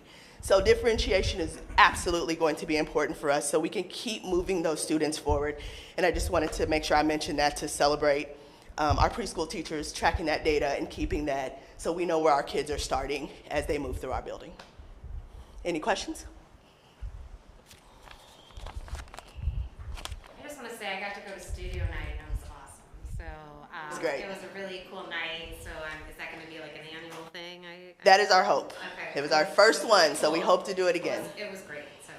And always, as always, I want to give a shout out to ECC staff in here and ECC families watching, and thank you for having me. Thank you. Next, we have a staffing update by Dr. Amber Phillips.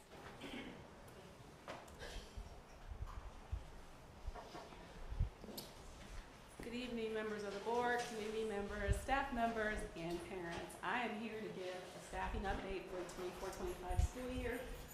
This is just a snapshot of our certified staff for the past 3 years in Maplewood Richmond Heights School District. And so if you look at the graph, there are a couple of key indicators in the staffing at a glance that I would like for you to pay attention to. For the most part, we are focusing on certified staff, teachers specifically. And there's a second column for resignations, separations, and retirements, and that's year to date. Then internal transfers, individuals who don't necessarily leave our building, our district, but they might vacate the teaching position that they currently hold. So they could transition to a coaching position, an admin position, but they're still within our MRH system. And then the unfilled, again, this is year to date, so at asterisk, our hope is that we are going to fill every vacancy that we currently have. You'll see in that 22-23 school year, we made a conscious decision not to fill our middle school teaching and learning coach position because it was late in the year. However, every position, I anticipate that by the time this data comes back to you in the 25-26 school year, that those positions will be filled, the ones that have the asterisk by them. The 3-year retention rate at the bottom, you'll see that over the 22-23 school year, we started off with an 84% retention rate.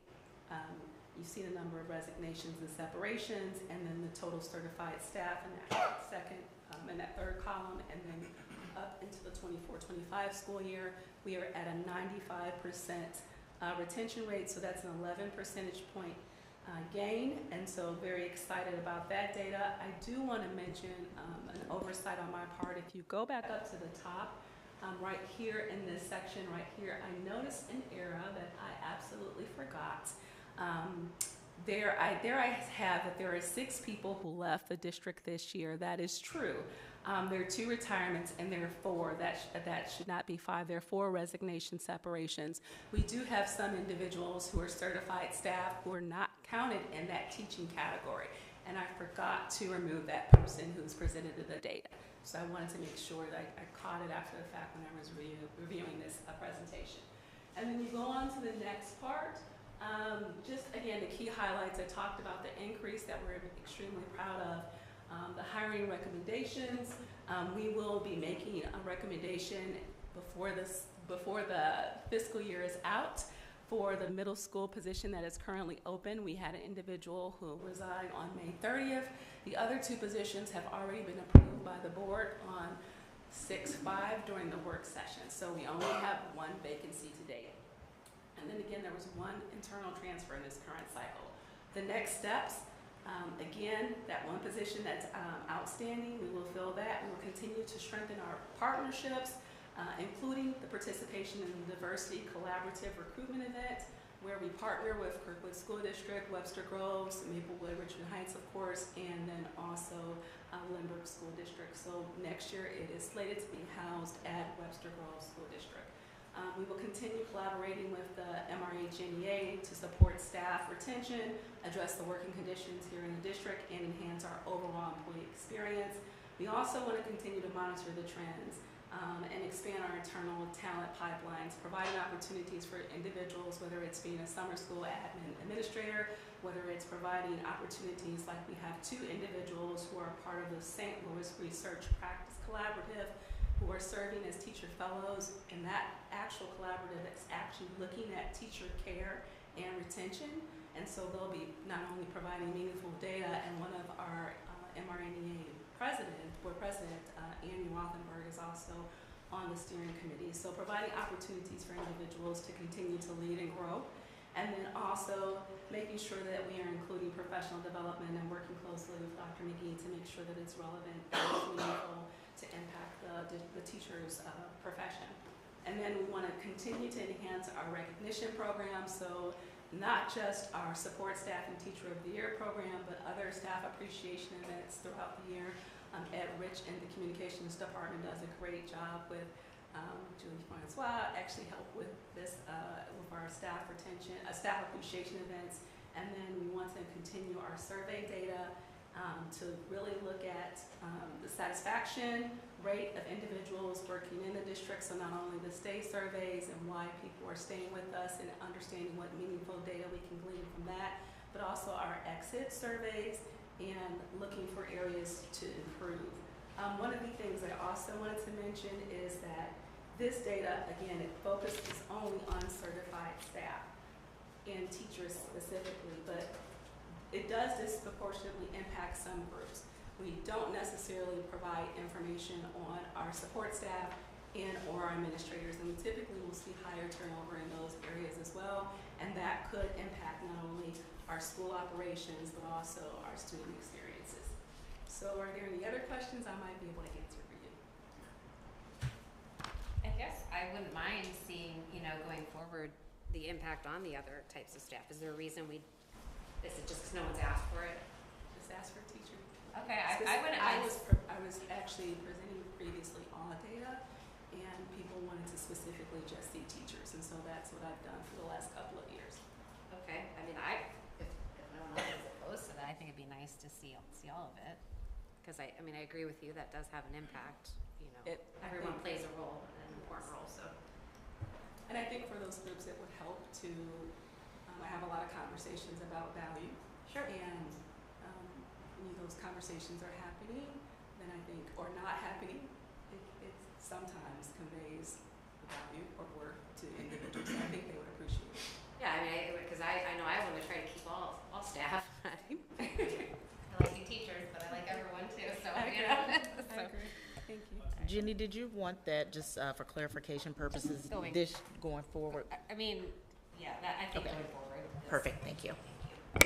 Any other questions?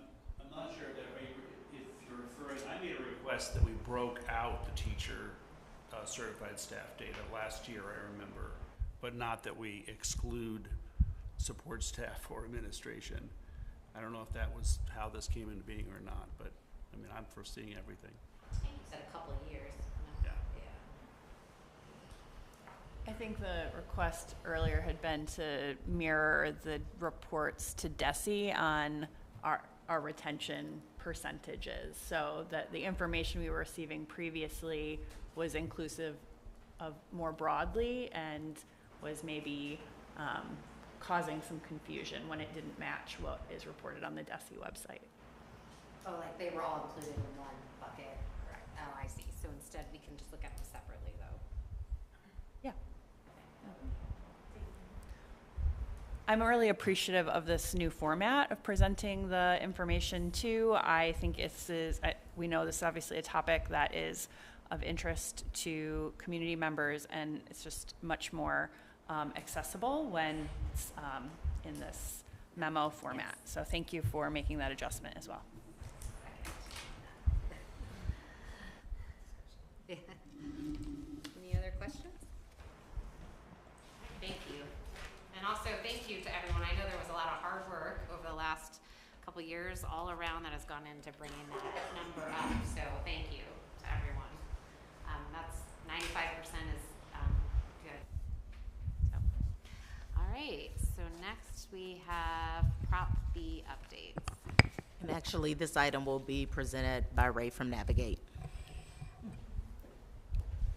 I have a verbal update, working with Michael to prepare the Navigate monthly report, which will start next month and will be available next time you meet. But let me brief you on what's happened since the last meeting with the approved projects. Vernon, the field and track projects, Vernon Jones, they mobilized on June 3rd.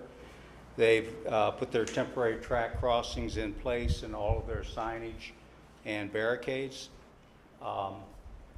They are working on the demolition and concrete phase now, as I mentioned, to get that in so that it can begin curing and have proper time before they coat it. If you haven't been by the field, the football goalposts are gone. And then today, they did start with 2 concrete pours at the east end of the field for the shot put and discus. So that's all of that since June 3rd. They are on schedule. Looking ahead, as I mentioned, after the concrete work, they'll start on the field. Facility projects, which has been assigned and contracted with Tremco, their subsidiary WTI.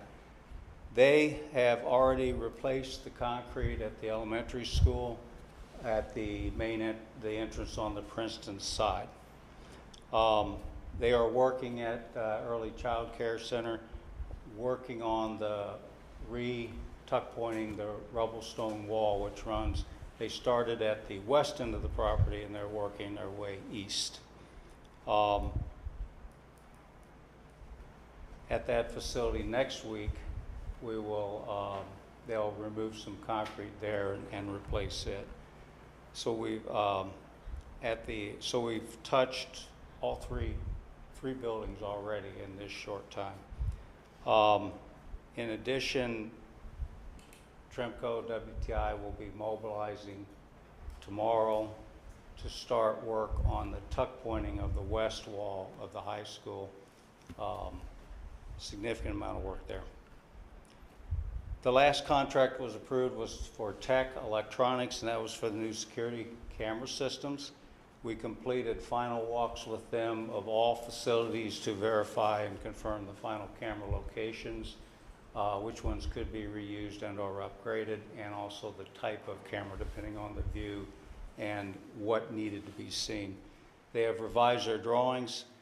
Next up, and as of Monday, they'll place orders for equipment. They'll assign a construction project manager, and we'll have a construction kickoff meeting hopefully next week, followed by Camerlin mobilizing their electrician and getting started. We need to do that. So those, so we've started and we're moving ahead on every one of those contracts.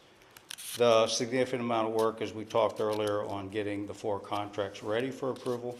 In addition, there are some additional contracts still in the review process and pricing, and that the big one is for HVAC projects.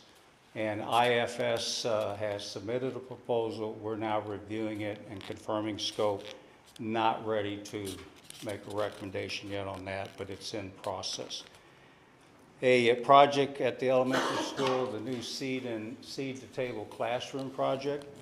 Barry Greenberg is completing the architectural design on that pro bono. So we've met with him twice, and we're working on refining the floor plans.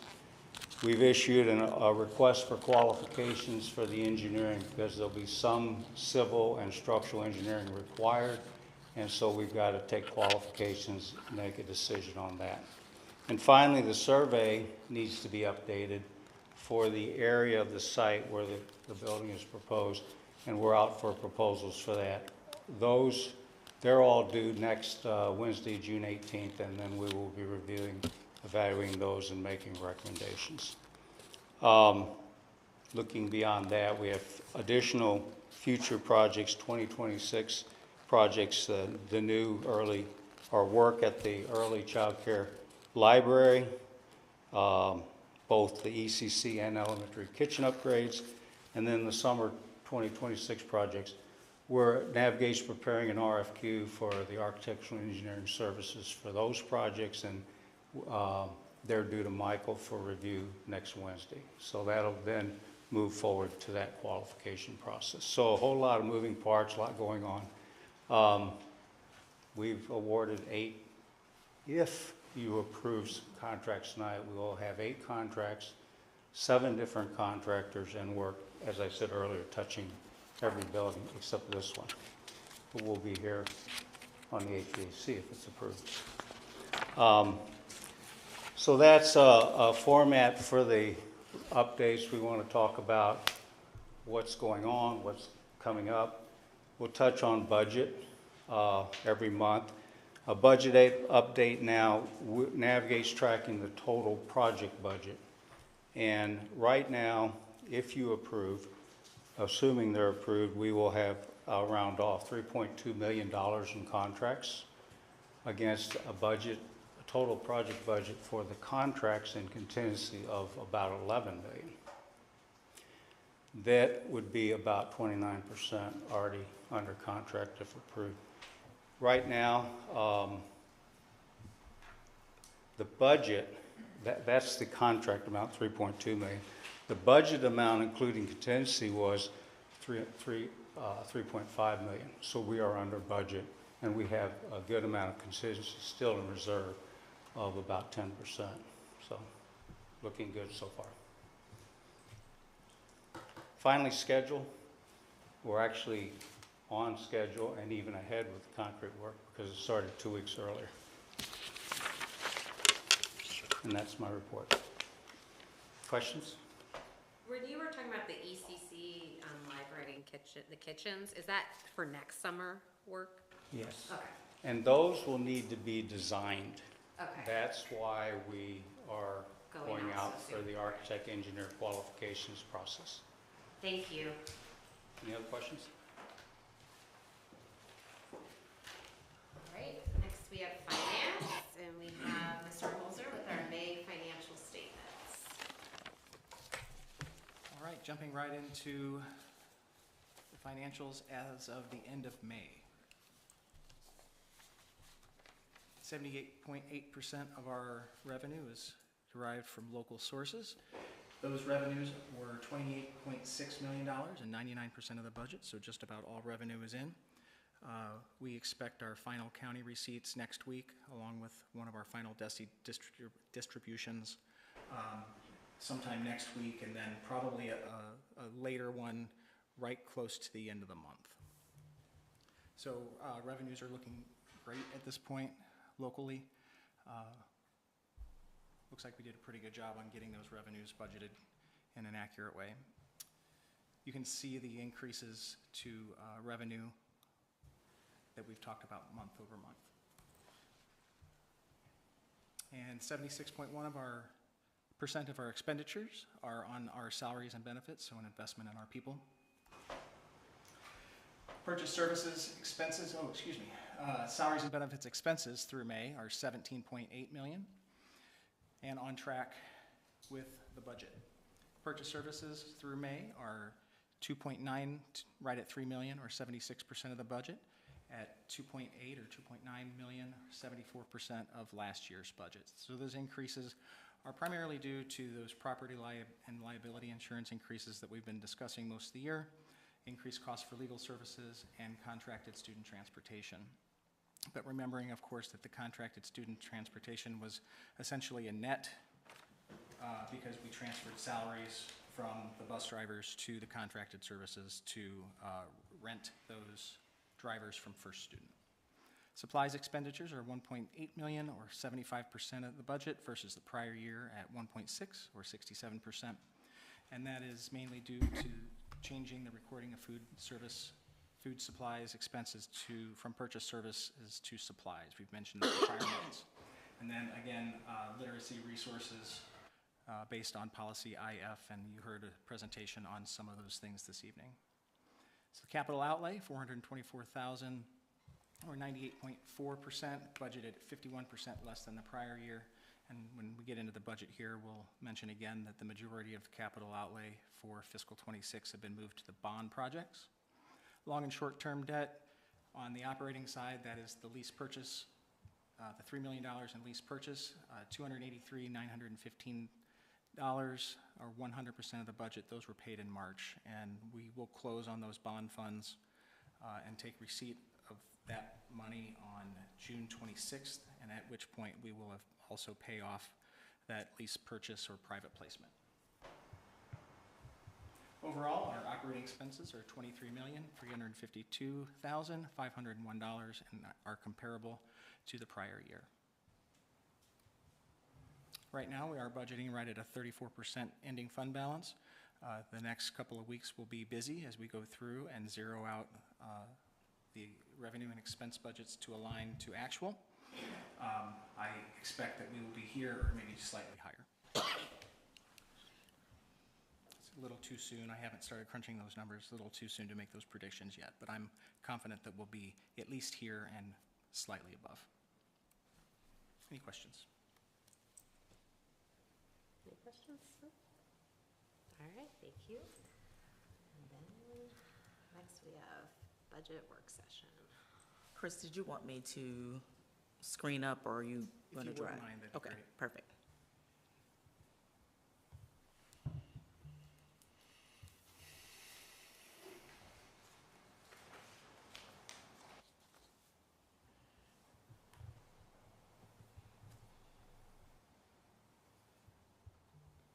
Okay, we have made some changes to the budget since last we met. It's processing. It is a process. Yeah. We actually begin the budgeting process in late September on some of the formative and more structural pieces. And of course, it hits a fever pitch as we come into the spring. Dr. Jameson, if you could move to page 37, operating fund summary. I would love to, projections. if it's It won't loaded. come It's up. not. Document's not loading, yeah. Oh, is it not working? Great. I can pull it up. Can you look and see? I don't know why mine's not working. I mean, Nobody says loading. Chris, do you have maybe a PDF copy that maybe you downloaded? I don't actually. I can Something wrong with it. just a big document. Very true. It takes a little bit since it's so data dense. I'll put mine up. I'll lose my notes, but I'll survive. It seems like it's an internet issue because none of us can load it. Yeah. It is a pretty large document. It did take mine a second to load, but it did finally load. Oh. He's got it. Okay, so we have made a few changes, and the draft that we're working on now is even different than this one. So a lot of those changes have been made. I'll make this a little larger as well. Okay. We have not made any adjustments to revenues. Those will be the same. However, we have made the most substantial changes have been to this benefits category. You heard me mention at the budget workshop that I recalculated those numbers, that it just wasn't sitting right, so I went back and did that again and found where position control had taken a left turn, and we've got that fixed. So the number that you will see is substantially better than this one, and I'm not going to say it because it's not on the tip of my tongue, and I don't want to say the wrong number. It's lower than? Lower. Okay. Yes, we moved in the right direction in that regard. Okay. Review. That is the line with budgets. So give me just a second, and we'll switch to the buildings and the departments. If you get motion sick, don't look.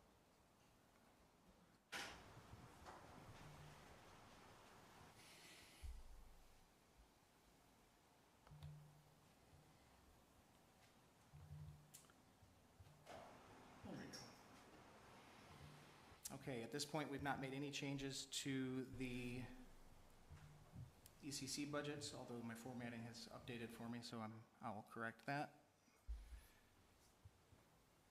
Right now, we are looking at an all-in budget for the ECC at $5,452,964, which is an increase of $644,188, or 13%. The most substantial changes there are the increases to salaries and benefits, as we've discussed, and there is a significant decrease in supplies.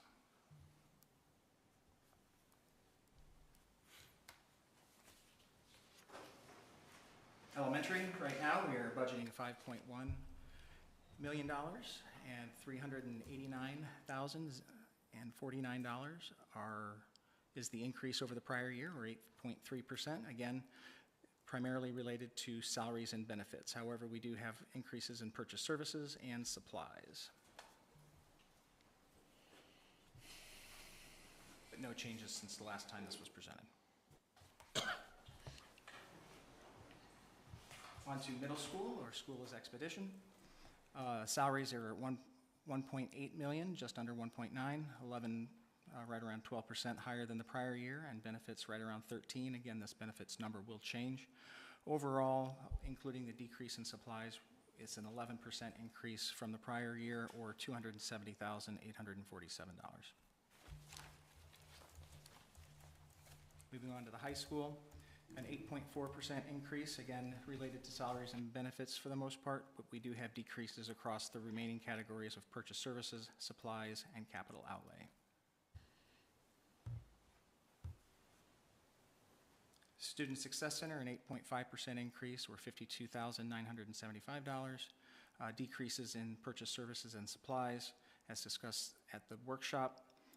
Again, the increases related to salaries and benefits are the most substantial.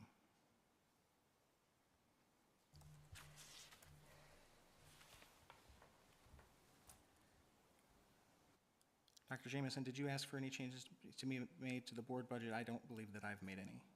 No changes to the board's budget. So overall, we are decreasing the Board of Education's budget $15,412, or just under 13% from the prior year.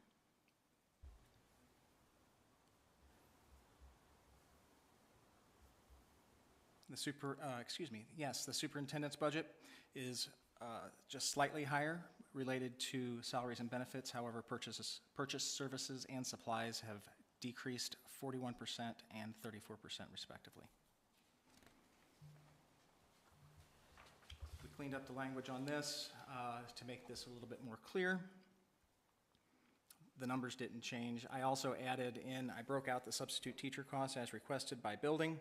I didn't get into the nitty-gritty of certified versus non-certified, so what you're looking at is the cost for teachers. That is the primary expense, as that is the bulk of our employee base.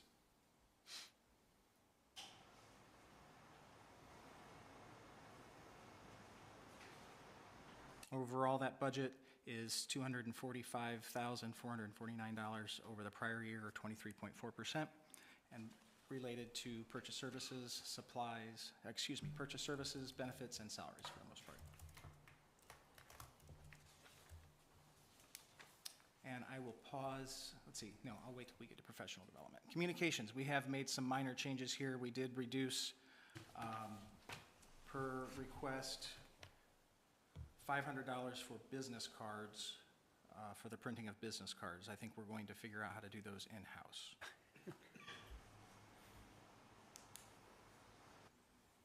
Overall, this budget's declined right around $67,000, or just under 26%, and that's related to the elimination of a position, a support staff position that was vacated in the fall and left vacant, and it has been removed from the books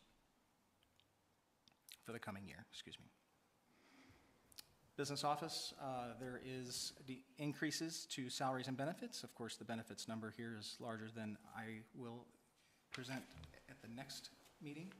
But overall, just under $15,000 in increases, or 1.5%. The technology budget has been adjusted to reflect the potential for bringing iPads in. Overall, we're at $66,935 decrease on capital outlay. primarily related to capital outlay and the salaries.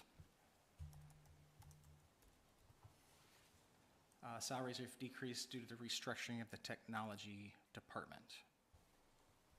The increase in purchase services is the shift from a MRH employed IT manager to a managed services model.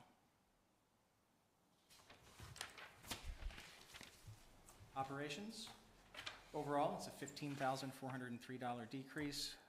The majority of these decreases related to capital outlay, as discussed before, have been moved to the bond projects, some of which Ray spoke to this evening. HVAC is the next big chunk, and I know that there's been some energy around making sure that those pieces of equipment are supported in an ongoing way, and Dr. Dietrich has crafted this budget to reflect that. Those would fall into the purchase service category.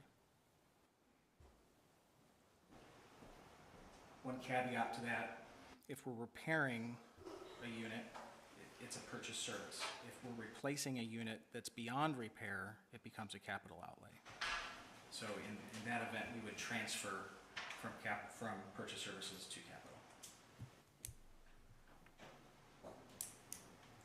Maintenance budget remains unchanged from last time. It is a $161,442 decrease, or 14.4%. Custodial services, also a decrease.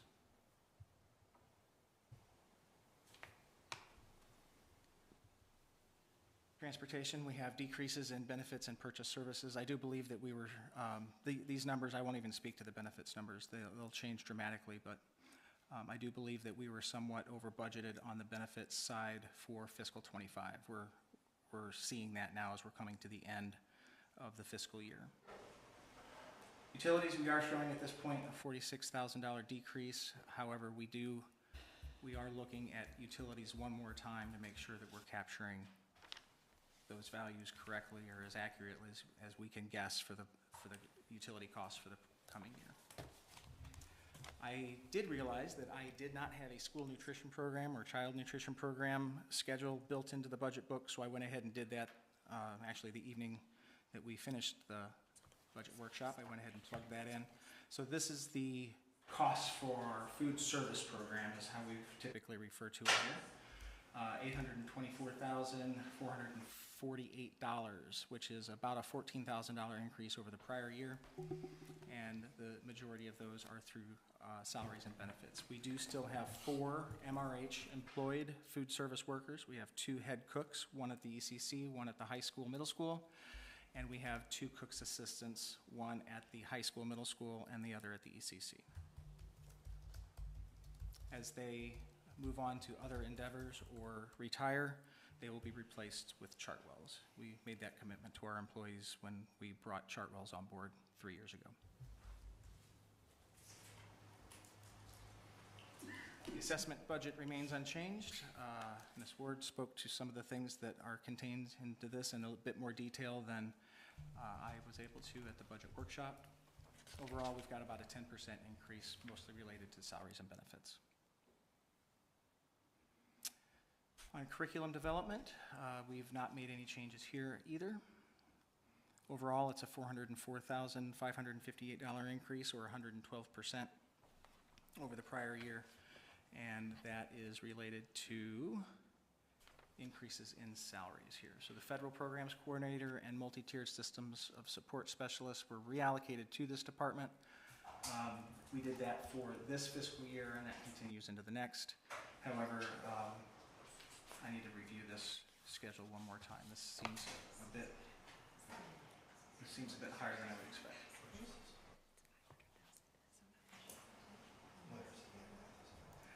Yeah, I don't like the salaries number. I think that's probably been corrected since my last run on position control. This was published last week, and I haven't touched it since. Okay, on to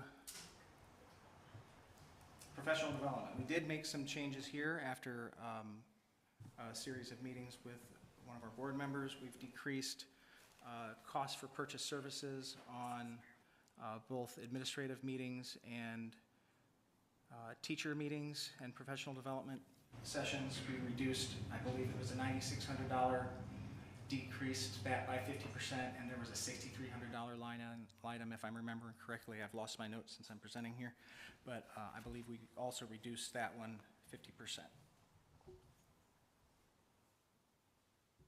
I'm sorry, can whoever was involved in that say specifically what happened?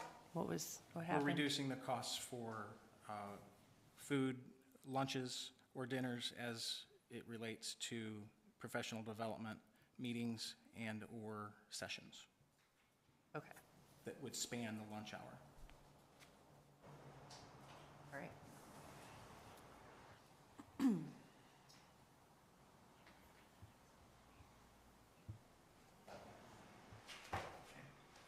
That change is not reflected in this run of the budget, but those changes have been made and will be reflected in the next run. Is that under supplies or purchase services or benefits or? I believe it's going to be under purchase services if I'm recalling correctly. I'm happy to say more about it, but I was waiting until the presentation was finished. So. Okay. Okay, athletics programs, there's been no changes here, nor to the high school activities and clubs.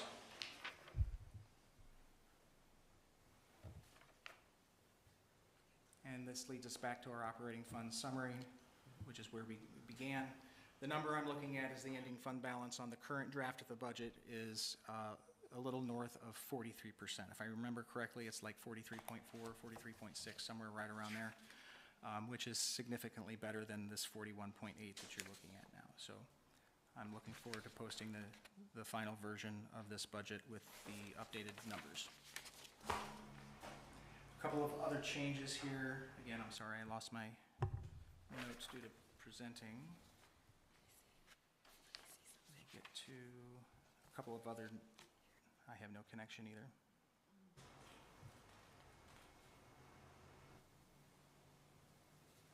I'll stop presenting and then I will hopefully be able to share with you those things because they were, while not substantial, they are notable. Yes, 37. Thank you. Let's see if I have connection here. There we go. Okay, so we did on HR professional development travel expenses, we reduced that line item to $2,500. 6391, the state refers to 6391 object code as miscellaneous purchase service. We went ahead and removed the miscellaneous from that account code so that that was not misleading in any way. 6319 HR fees and employee records, we reduced that to $5,500 from $18,500. I believe that the $18,500 number perhaps was stale and was not updated from the prior year. HR miscellaneous purchase service, again, we modified that title, and that also includes frontline system support training. We did find an additional $18,500. We had two accounts that were named similarly, but coded slightly differently. We merged those two accounts and removed that duplication. However, we typically will go over those budgeted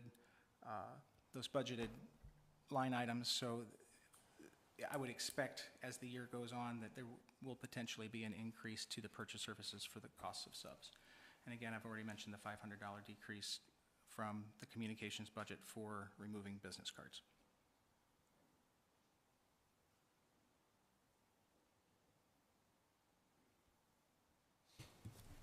That is all of the updates that I have for you this evening.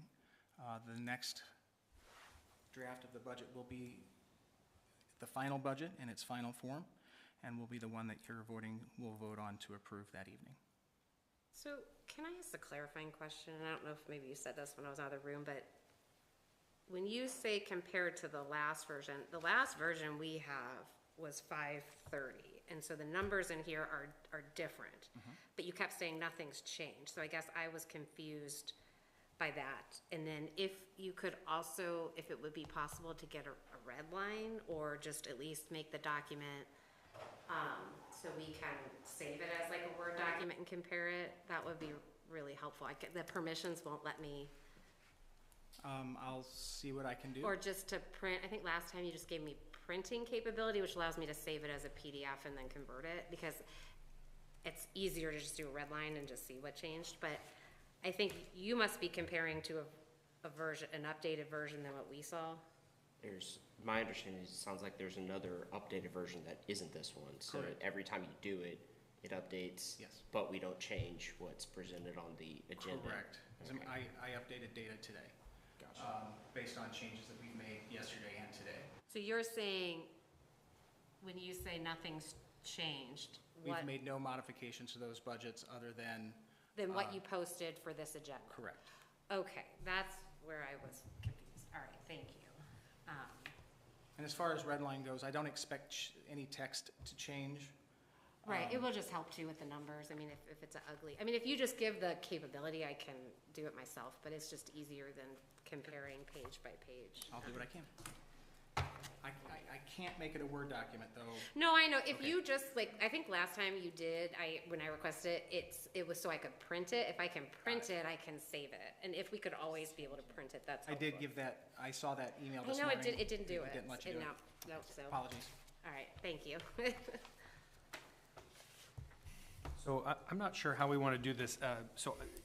Per Katie's question earlier, Dr. Jameson and Chris and I met for about 2 hours, actually a little more than 2 hours, spread over 2 days. And we basically went page by page through the purchase services document.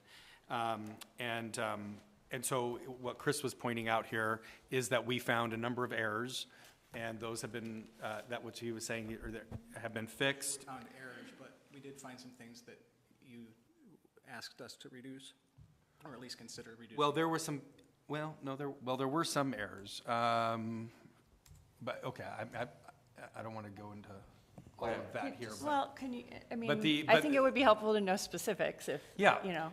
Right, so, okay, hold on, I'm trying to pull up something. For example, one of the errors was the Standards Institute was put in there for $28,080, and Dr. Jameson said that wasn't needed anymore. There was another one with the University of Missouri, some program, we had $5,000 in there. That program doesn't even exist anymore, as we said in the meeting, so that was taken out. So there were some things that got cleaned up and were fixed just because, and that Dr. Jameson, Chris, and I were all in agreement about. And so that's what Chris is referencing here, and so I just want to commend them for making those. I also had additional things to cut or reduce that have not made that did not make it in here. For example, on the Board of Education. So this is what I'm not really sure how best to go about this. But you had said there was no changes here. But for example, the MSBA conference, you have it in here as a budget for 7 people to attend, plus the superintendent at about over $13,000.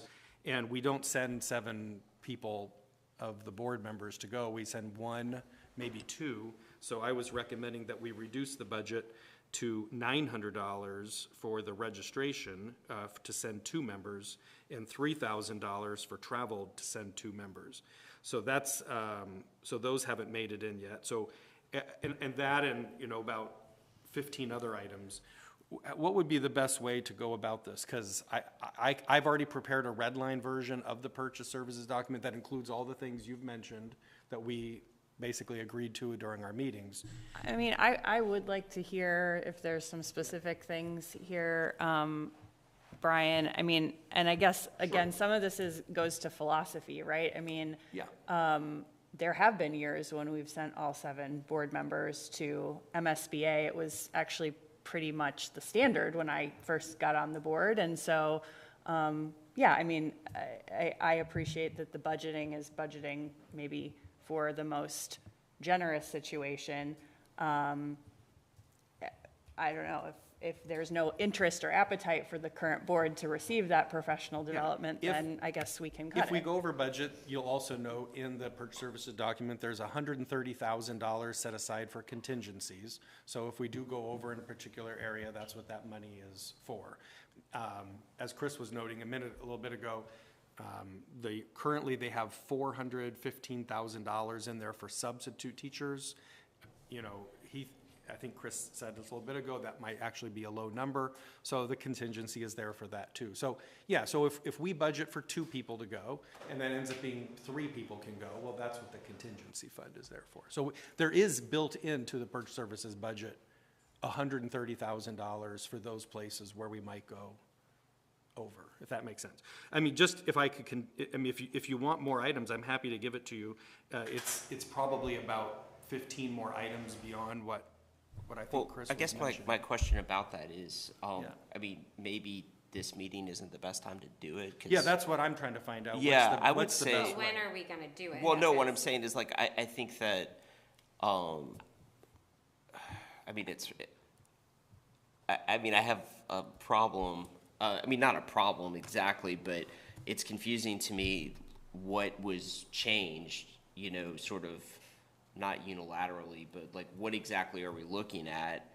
And I know it just seems like lunches, but is that the lunches were changed because of, I mean. So I noticed this, and I'm wondering if this is it. There was like a line item for like almost $10,000 for, it said admin lunches. Is that one of the things we're talking about? Yes. Oh, okay.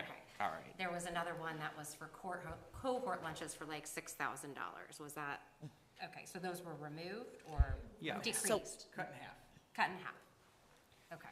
And there were other changes. So the Standards Institute, I believe, and I was trying to go through the purchase services, there was a note that indicated that it was, some of them were removed per Dr. Jameson, but Emper is actually a support that we get, which is where Dr. Ambrose Phillips received the grant to pay for our people committee around the work with the evaluation. So there are benefits for that.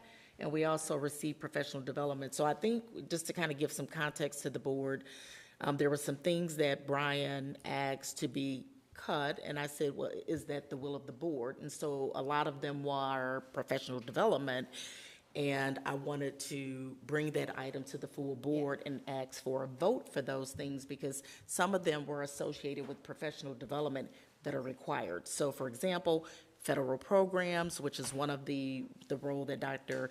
Burchard holds, she has to go to those conferences. So just wanted to kind of give us. I made no proposed cuts for required meetings. The things we talked about that you said, when you said they were required, yeah, they were left untouched. But do you have like a master list, Brian? I do. He made a red line, he said. I have a red line version of the entire thing. Yeah, I want to hear what it is you're proposing. I guess. Whether or not it makes it into the final budget, I mean, is what we'll vote on next week, right? So. Right. Well, would you like? I think we need to make some decisions now because we don't have time. Yeah, can Brian? Would you like to go page by page through it? Yeah. Can you share it with, maybe if you share it with everyone, they can, Sure. Is that possible? I can share. You want me to share it right now, or I can put it up on this. I don't know how to put it up on the screen. As a visual person, it would be helpful to see it as you're talking about Or it. at You least just send it by email. or you can reference pages or however you want to do Yeah. it so that we just know Or just send it what by we're email. talking about. If I can screen share, I'd be happy to do that. How do I do? Okay. I'll need tech assistance. So you have an HP, so you cannot screen. Yeah. So if you share it with me, I can actually pull it up. I need one of those new iPads. Can you email it to me, Brian? If you're emailing it, do you want to email it out? Yeah, just email it to all of us, yeah. Happy to do it. I really didn't know what the right process was, so I didn't want to. Oh, no, it's fine. I didn't want to preempt any other discussion, so. Yeah. Let me fill the gap while that I was gonna is ask- okay. traveling through You got a gap filler, cyberspace. 'cause I had one. I did get a couple of questions. The royal we, as it were, did receive a couple of questions related to title funds, specifically Title II. So I wanted to make sure to call those out. So those title funds are an estimated of anticipated funds. So those allocations come to us through DESE, and they don't ever come to us when we need them. They always come after that. So they will be forthcoming, usually sometime in the summer after you've already approved the budget, which is why the first budget that you see, the first budget amendment you see in the fall will typically have adjustments to the federal program's budgets. But those Title II funds are allowed to be spent on professional development. They must not supplant. They must be for new things. The majority of those funds are spent at the middle and high school as per requirements. Those PD consultant funds are supporting the planned professional development aligned to our district-wide focus, as well as the strategic plan, certain components of the strategic plan. They include PD consultants for the ELA and math resource adoption training, and high school consultants in the areas of MTSS and PLCs, or professional learning communities. They also align with Title II structures to support PD for all learners, as well as increase staffing and understanding of implementing strategies to support struggling learners. So those funds are put to good use. And then we had one on the CBE, or cooperative-based, competency-based. You were close. I was close. Fiscal year 25, this year, year to date, we've spent $105,834.75. We have budgeted in fiscal 26, $282,864.10, which leaves a balance of about $20,000. That money is remaining in the fund balance and can be added or subtracted from the budget as things expand and contract to fit the needs of the plan. So those are the two questions. So if you go to page 2, this is where you see the first redlined items, and it's actually one is missing here, but nonetheless, you see, for example, the first, this is under Board of Education, BOE self-evaluation and retreat consultant, $3,000. So I did not think, I would propose that the board cut that. The MSBA conference, 7 members, again, if you budget for 2 to 3 people to go, you're closer to the $1,600 number. Even 2 people will be $900. But then you have to pair that with the next section down, MSBA conference travel for 7 board members. You don't need $10,000. You need probably only $3,000. So it's these are the kinds of things. So if you just on that particular, and if you go to the bottom of page 2, you'll notice all those other items I propose cutting.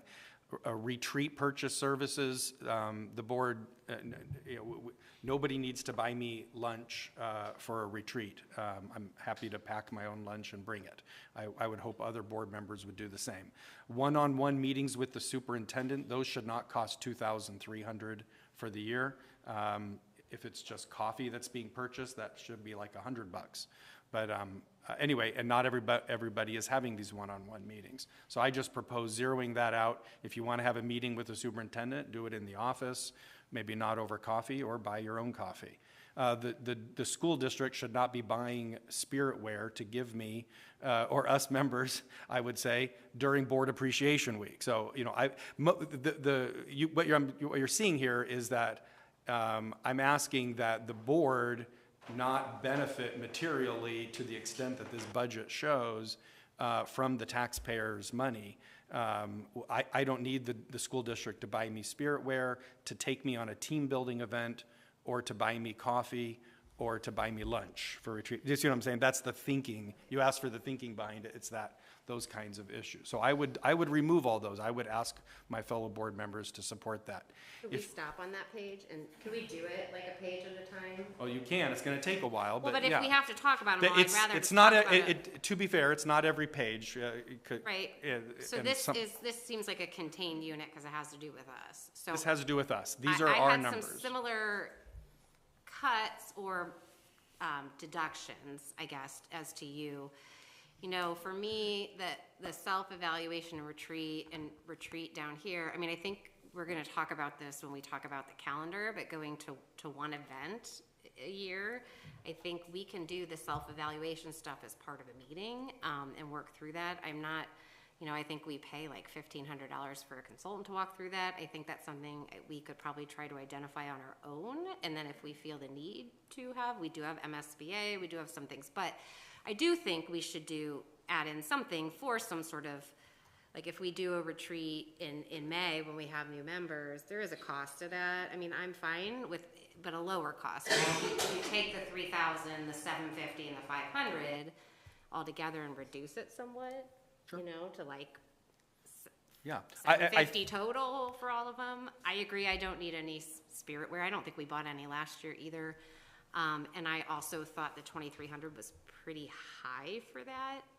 So that's where, so I would be in favor of, at the very least, reducing or eliminating, you know. Yes. So these are the kinds of things I would ask the board to adopt that would even lower the purchase services line item for the BOE section of the. And I guess just as clarification purpose, it doesn't seem like a lot, but when you start adding up these little things, you know, we've cut 10,000 out of the 6th grade trip, you know, like, you know, right here you could have about $4,000 more, right? Like to do something else, you know, with our students or with, you know, I guess I'm with you on the board stuff. Yeah. You know, but we're just two, so. So yeah, I think this is Anyone just else's discussion, so we're not voting on it till next week, but, or whatever. Well, but I think we sort of have to decide tonight in order to provide direction of what. Okay. What's, if we are in agreement, if we're not, then. So, I mean, it sounds like you would recommend keeping the red lines here that I have, but instead of the BOE retreat purchase services being eliminated from 750 to 0, you would say maybe 750 to 500 or something. Is that Like that- total that's what you're- for that event. Right, well, it has to be associated with that line, so yeah, Right, that's fine. however that is done. I don't know if you have to separate some for Yeah. food and some for the event, or. If I can have an idea of what we're thinking, because basically when Kat sits down with me to go over the budget, we look at previous expenditures, like some of them, like the coffee one is an easy one, but when you're talking about planning for the retreat and depending on the content that the board wants to see, even MSBA has a cost to it. Sure, and I think it's setting a lower like a lower amount, and then we just have to make it fit, right? Okay, I think perfect. that's probably the idea, is that there is gonna be a cost, though. The evaluation part, that's like part of MSIP 6, isn't it? Like It is. Yeah, so, But you don't need a consultant. We don't need a consultant. no, Okay. I mean, that's what I guess my question is like, I just want to make sure that we hit the high notes, we do everything we need to do to make sure that, you know, I mean, again, I don't really necessarily have an issue with this. The only other question I have as far as page 2 though is, so there isn't a red line for the conference for the 7 board members, but that is also a suggestion. Yeah. For, I had just accidentally left out the red line. okay, Yeah. all right, but 'Cause I it's mean, I guess what I'm parallel. saying is, like, Yeah. as far as that goes, I mean, that is, you know, if we don't use it, I mean, I don't know. Like, if we don't use it, we don't lose it, so. Right, I so would it's rather not- leave it in there in case everyone wants to go. Yeah, But we did, So maybe, here- I'm guessing here- not everyone filled it out, but we were supposed to fill out a Yeah. survey for Kat, so she could budget, Yeah. and probably no one did, so you have to err on the side of everybody. right. Okay, and then what about for teacher appreciation, is that enough? Like, do you know how much we spent on stuff? So it actually covered the budget, and we had them to order, and they sent us the invoices for the appreciation lunches for the building, so it was sufficient. Okay. All right. Yeah, I'm fine with taking out all of the special, you know, Board crap. yeah, Sorry. things, that's okay. There's, Okay. So as far as page 2 goes, we're all pretty much in agreement that these red lines are okay. I don't know if Trent or Loretta. I'm fine with it. You were saying with the exception of not taking out all of the retreat money, right? Yeah, the idea was to limit it to, change it from 750 to, what amount are you thinking, Jenny? Well, no, I mean, I think you have several line items that go to the same event. So like you have team building event, but I think the idea was to just go to sort of one event that encompasses team building and retreat. So it serves the same purpose. So maybe you do, Okay, so maybe, I don't know what it costs, so I think it's safe to probably leave the 500 for the team building, and then maybe the retreat purchase services, I'm assuming that's food, probably. It can be. If you have to put it in it, then like, what, 250, so you have 750 total? well, then, okay, so why don't you just keep retreat purchase services, 750, and eliminate the other items? That's fine, whatever accounting-wise you have to do, I don't know which line items. Yeah. Chris, we can meet to review and then bring some additional pieces back or send it back out. Hey, you want to go on to page 3? Yeah, moving on. Let's Okay, keep going. page 3, there's 2 items there. Community event registrations, $500, and then the COS annual celebration. This is where the central office staff go out for a party and I guess invite spouses, I think is what I understood. I just think the district should not be paying for that, so I asked that would be removed. When we talked about it, I did preface this remark to the superintendent, I'm sure you're not going to agree with this, but I don't think the board, the taxpayers should be funding. Last year it was a bowling party, as you may recall, we saw that through the warrant list.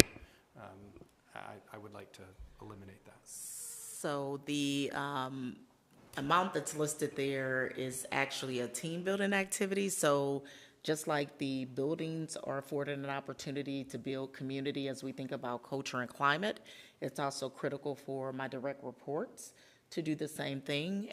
I can look to see what we expended from the previous year.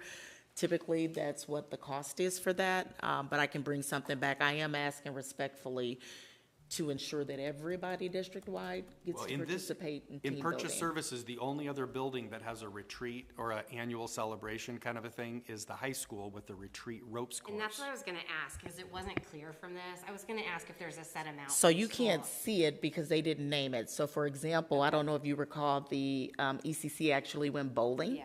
So each building actually has team building activities built into their budget. So it might not come up here. It's under staff engagement, which is in their individual budget. So I can go back. I would ask to remove it from each of the buildings then and have, I mean, we pay for an annual, a welcome back kind of celebration and a staff appreciation event at the end of the year. And again, I would push that we eliminate all of these kind of off-site parties other than those 2 events. The one at the beginning of the year, the one at the end of the year, I think taxpayers should be willing to pay for, but the other ones, I would ask that they be removed. Actually, and this isn't about that, but now you brought up a question. I'm wondering, is there some redundancy in the amounts if the activity is captured here? Is it also captured again in a central office budget? Likewise, As in a duplication? That's what I mean. Yeah. Like, okay. It's just called different things for. So it's still in purchase services for ECC elementary, middle school, it's just not separate line item. Depending on what they did, if they're doing something in their building and and they're using supplies for that instead of purchase service, I mean, it just really depends. Is it just everybody gets the same amount? That was my question. Everyone gets 1,500? No, it's actually based on a formula that we How developed many people? yes. Yeah, I mean, I'm going to advocate for keeping those sorts of things in. I think this gives leadership an opportunity to, whether it's buying, T-shirts for, the beginning of the school year to promote unity. I think that this has a direct connection to teacher morale and culture in the buildings, which we have also said is a high priority for us to have positive culture. So, and if we, Yeah, this wouldn't be for T-shirts. I understand what. No, it is though. I think Yeah. the central office one is for staff, but in the high school one where it's like the ropes and like The ropes course, yeah. like that is for teachers and staff too, right? Like I think they each do one. I mean, it just looks different. Yeah, I think the teachers get enough of that time together in their buildings with their PD days and their meetings at the beginning of the year. The idea of going to an off-site party venue on taxpayer money, I think, is not a good use of the resources. again, we're talking very little bits here. When 95% of this is perfectly fine. But I am challenging a few of these kind of external kind of parties, celebrations, off-site venues, food purchases. That's what you're seeing here. I guess for me, I'd be more in favor of keeping these, but maybe I noticed there was sort of a significant cost to opening day. You don't want to mess with opening day. Well, but see, this is the thing though. I don't know, I did hear from several teachers last year, like it was off-site, right? No, it was here at the high school. Okay, well then we bring in off-site catering. Well, but you went to, where did you go to Lohmeyer? That was on a PD day, yes. At the beginning of the year? Yeah, we don't currently have a facility that will hold all of our Okay. staff to do a PD, professional okay, so development. that was for that. Okay, so this is just what you do here, the 7,000. What was the breakdown between speaker and catering? I was curious. Like, what are we paying for? So just so everybody knows, Jenny has moved to page I'm sorry, 5. I'm just, because to me, they're linked, right? Like, what, we're talking about staff, you're pointing out all the activities, so I just, it's relevant to my question on. Well, and for opening day, while there was an expense, there was also sponsorship that Was there? offset Okay. that, the speaker costs. Right. Which I know, yes, there was some hubbub hubbub about, about, how much we paid for a speaker who also gave us a discounted rate, but was also underwritten by community sponsorship. So there's not a good way to show that in the And do we purchase have that services. every year? We use our Bed Bath & Beyond coupon. I'm really good at asking for support, and Okay. also, as you saw with the curriculum resources, finding ways to defer costs over time. So, and that's what's hard to tell, some of this stuff, sure. what's covered, The hard part is you can't see the revenue that's directly tied to Right, that. and so that was my expense. question. Okay, so I had a different so the Lohmeyer thing was PD, okay. Because I know people said it was really hard to hear in there. I mean, I don't know, I do think there's some value in doing team building as a group. Especially building-based team building. I mean, it's one thing to have an opening day with everyone together, or say PD is not necessarily team building because you're working on something together. You're not sitting around and learning about your colleagues. I think, my own company has cut significantly back on our team building, and it shows. We don't hang out with each other anymore. So I think there's something to that in your culture and climate. And so I'm against those red lines. I mean, you can cut the BOE stuff. I'll even pay to drive myself to the MSBA conference if you keep that in there, because I would rather pay for myself to go there than to cut that. And I think that some of the things that we don't, we have two ways to encourage teachers to be here, right? There's salary and there's climate or culture or whatever. I guess that's 3. And, some of these non-quantifiable experiences, it doesn't necessarily, the dollar amount isn't going to necessarily directly correlate to the benefit. But I think, maybe I'm sitting here beating a dead horse here, but, I think I agree that the expense would probably, the benefit actually probably vastly outweighs the expense spent on it. How many of these do you need, right? So there's 3 of them in the budget here. The opening day, the big thing at Lohmeyer, whatever, and the staff appreciation day at the end of the year. There's 3 of them, and those are not redlined here.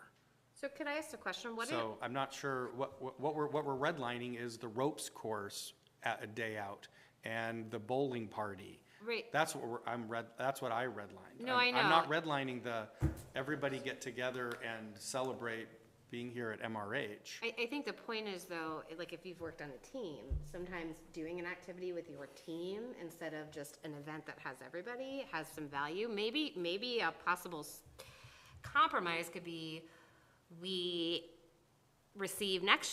do it this year, and then we ask for feedback from staff. Did they actually like it? Was it worth it? And reevaluate next year, because I hope they have some input on it, what they do. I mean, I hope they're polled about what they want to do or something, I just think 3 big events is already quite a bit, and I think we have to balance this with what taxpayers expect to be spending their money on, And I don't think the Happy bulk. teachers, that's what they Huh? want. Happy teachers is what they want Yeah, to I spend think their teachers, money on. well, teachers also, I mean, yeah, they are, there's a lot of things here, but climate and culture goes both ways. So on one hand, yes, how many outside events do you need for teachers to be happy? 3 are in here, and they're not redlined. So how many more do you feel are needed? Well, opening day is like, you're not just having fun, are you? Like, you're doing work. Right, too. but it's still a rah-rah, let's get together, we're excited to be here. I think But the there's other some- way climate and That's culture every works day. is also teaching, is helping people realize that they are government employees spending taxpayer resources, and we're trying to be wise stewards. That's another climate and culture piece of this. I think we have to So sensing appreciate. some disagreement on this one, why don't we go to the next one and see, because I'm not sure we're there on that one. So we agreed on board, maybe not on that, so let's go to your next one and see. Well, okay, the next one is on page 9. This is a, Business cards was on page. well, the already business cut cards, that. they took out, so. Just wanted to mention. Thank you. Oh, yeah. And then Brian, I wanted to go back to page 8. The reason why that one was still in, it wasn't an error. We were notified by Mizzou after Chris had actually completed the last purchase service that they were eliminating the program. So that's why it wasn't removed before you had this copy. Got it. Okay, yeah, I just tried to put little tiny notes there based on our conversation. Yeah, I might have misunderstood. Then on page 9, there's, as you see, this ad hoc PD experiences at the discretion of the principal.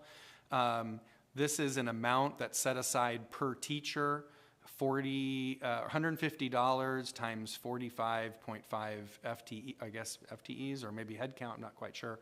But anyway, it comes out to $6,825. In our meetings, I asked, can we do this where this ad hoc PD, so beyond all the other stuff we currently pay for, and they already do, the extra beyond that, can we split that over 2 years? So half the teachers have access to the ad hoc money in 1 year, and half have access to it in the next year. And so in that case, you could reduce the $6,825 to $3,412. That's my recommendation. Can I give some feedback to that one? So I don't know if you recall in the NEA survey, it indicated that there were some questions and concerns about having the ability to participate in professional development. So I agree with you in regards to, there are competitive salaries, there are team building activities that build community, but the other piece that keep people in MRH is their ability to be able to go to professional development. So if we remove that money, who gets to decide who goes to professional development? I just caution to do that when we're talking about impacting teachers and their ability to identify areas where they need to grow. Sure. Well, this says it's at the discretion of the principal. I would think that we would maintain that. Can I ask a clarifying question about PD? Because there are like significant amounts of PD, and they all say McGee, which I assume they're not all for you. No. Okay. So does this budget, minus the ad hoc, include a PD opportunity, sort of an individualized PD opportunity for every teacher? Or is this the space where, so the PD budget contains sort of your like school-wide or your building-wide, and then this is the space where each teacher can like pick their own, but they only get so much? I mean, I think to Brian's point, can you go to a PD for $150? It's not necessarily designed to be. To be able to be used by everybody. Correct. It's an amount. We had to create an amount. No, I get that. A formula. Right. To give each principal Correct. the ability to, if there's something in Ed Plus that they would like to send a group Correct. of teachers, their 6th grade teachers to, or if they would like to bring in a speaker or somebody to conduct a workshop, they Sure. can do it they can use the funds for those things as well. But to Brian's point, I guess, is there a system, like how do you ensure anyway that every teacher is being able to utilize it? Because I assume when you run out, is that it? And then you have to wait? So like there already seems to be some, like, I'm not sure we're even ensuring all teachers can do it with that amount. So, yeah, I guess that was just a thought.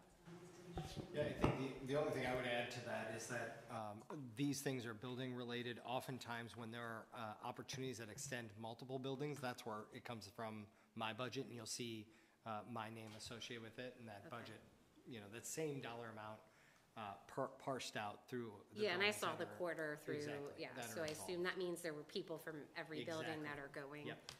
Um, Or they're district level employees, like coordinators, that they're not assigned to a building. They're assigned to all 4 buildings. So if Ms. Ward goes to Right, so the you have to split conference- it between them. Yeah. So I guess, Brian, my question is, like, it sounds like if we don't have this, and all teachers can't even be served with it, if we cut it, we're like further reducing the chance. for Well, people to half go. the teachers in one year, half the teachers in the other. Well, but I'm not even sure half the teachers could go on the existing budget. And this isn't per Because of the teacher. low amount. Right, it's not a lot of money. I mean, you've been to a conference, they're not cheap. Yeah, well, the idea, as it was explained to me, was it's like kind of local, It's in-town experiences. In-town No travel experiences. required. Yeah. They're going up to Creve Coeur to sit in Ed Plus's conference room or learning center. So how much is something like that typically to do?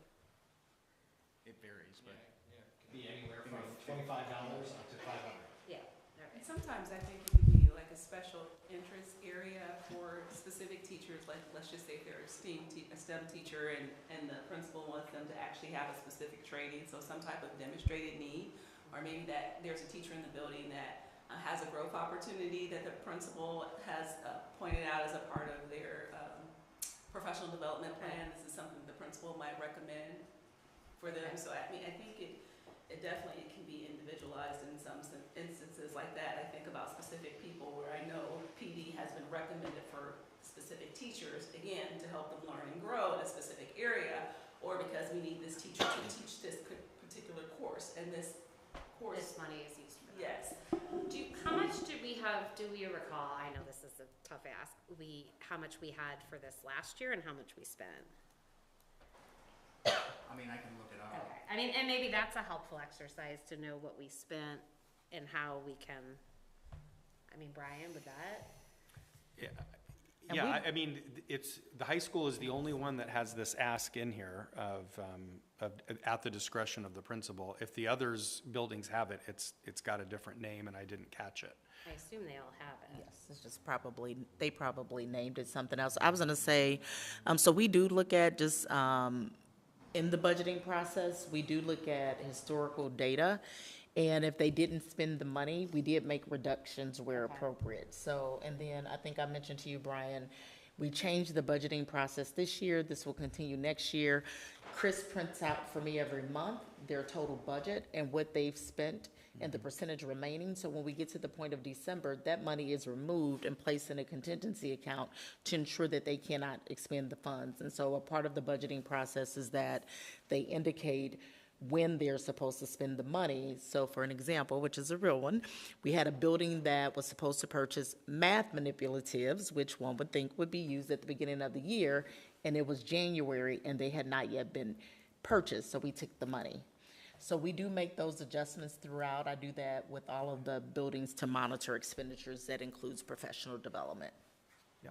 So, again, I guess we could go line by line, but it seems like there's some themes here, in Brian, in your recommended red lines around any sort of food that is being provided during trainings, some things around travel and around professional development. I mean, is it possible just to request that there's some additional considerations that the team put on this?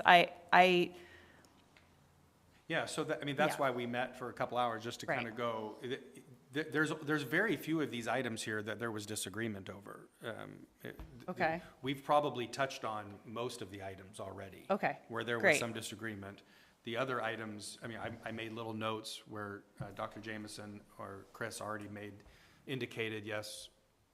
Like the next item is going to be on page 17, and it says admin PD with travel for the ECC, and it's set at $4,000, but Dr. Jameson said she's likely to find another funding source because she found that for the other buildings for that same line item already, and it's already been zeroed out, I guess, for the other buildings.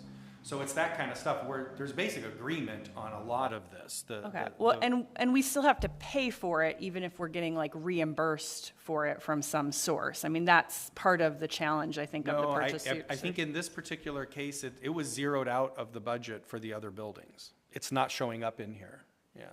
Brian, can we go back to page 11? I don't want us to miss one of the recommendations because I would like a vote for the board for that one because What's on page 11? The touch of nature. Oh, I'm not recommending any cut there. Oh, you had highlighted. Oh, it's highlighted. Oh, that just, yeah, I'm pointing out that I would like there to be a beginning of a discussion at the middle school level of whether we need the 7th grade trip. But that's not I'm not redlining that, yeah.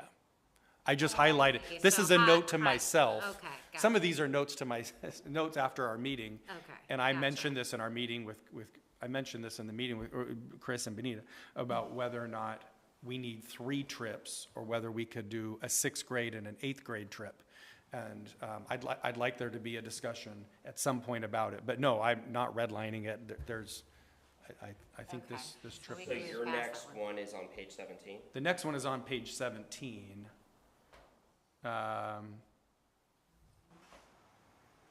Again, some of the, but the 17, that's when we just talked about this $4,000 admin PD with travel. But again, Dr. Jameson said she's likely to find another funding source. And so it's okay if that was zeroed out. Well, I'd be fine. Also, if we don't find another funding source, we probably have to pay. Well, that's why, and then we have the contingency fund. So you have to remember, there's $130,000 sitting also in the purchase services that's for contingency. So when something goes over budget, or if something comes in under budget, it gets moved to the contingency fund. But I think if it's something we know we have to do, it's not a contingency. Well, that's the thing is we don't at this point. Again, I don't want to keep speaking for Dr. Jameson, but from our meeting, she said she will find a funding source for it, so we don't need to include it. So those were for some very specific ones to support teachers based on some conversations we have had previously. I think from the standpoint of other professional development opportunities, I do want to delineate that there's a difference between you need this one as an opportunity of growth and one that actually is needed from a leadership capacity to be able to lead whatever change they're bringing in the building. So I think what would be helpful for me and my team is if Chris and we've been meeting every day to go back to review the budget. We've made some adjustments. There are some items where, to your point, Brian, there was agreement. And I was able to have conversations with the individuals who are closest to the work because I don't want to do anything to people, I want to do with. An example of that would be Character Plus. What I did find out is that it was, they bill you based on the size of the district, and we actually budgeted for a larger district, so we were able to reduce that cost by $2,500. But if I could take some time to look at what you're recommending collectively, and maybe send something back out to say, based on my conversations with the individuals closest to the work, because what I don't want to do is remove funding specifically for professional development that supports the strategic plan and also building-wide foci for teachers, which they actually work with the building principals to identify in their building leadership teams.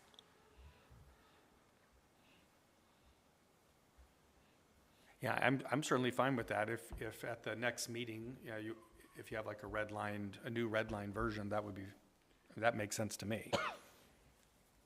And I can actually get it out sooner, Yeah, that would, 'cause before we- the meeting on the 24th. Make myself a note. So may I speak a little bit? Yeah, please. I feel like we're suffering from a deficiency in our ability to sort of have board members express changes to the budget. We weren't really asked to submit them, and speaking to Katie's point, I don't really think that it's worthwhile going through every single thing in this setting, but I do think it would be valuable for board members to be able to express things that they are interested in seeing cutting, or for me, I have 1, 2, 3, 4 ways that we might just look at saving money in the future, which are not necessarily budget cuts or something, but it's just, can we evaluate things?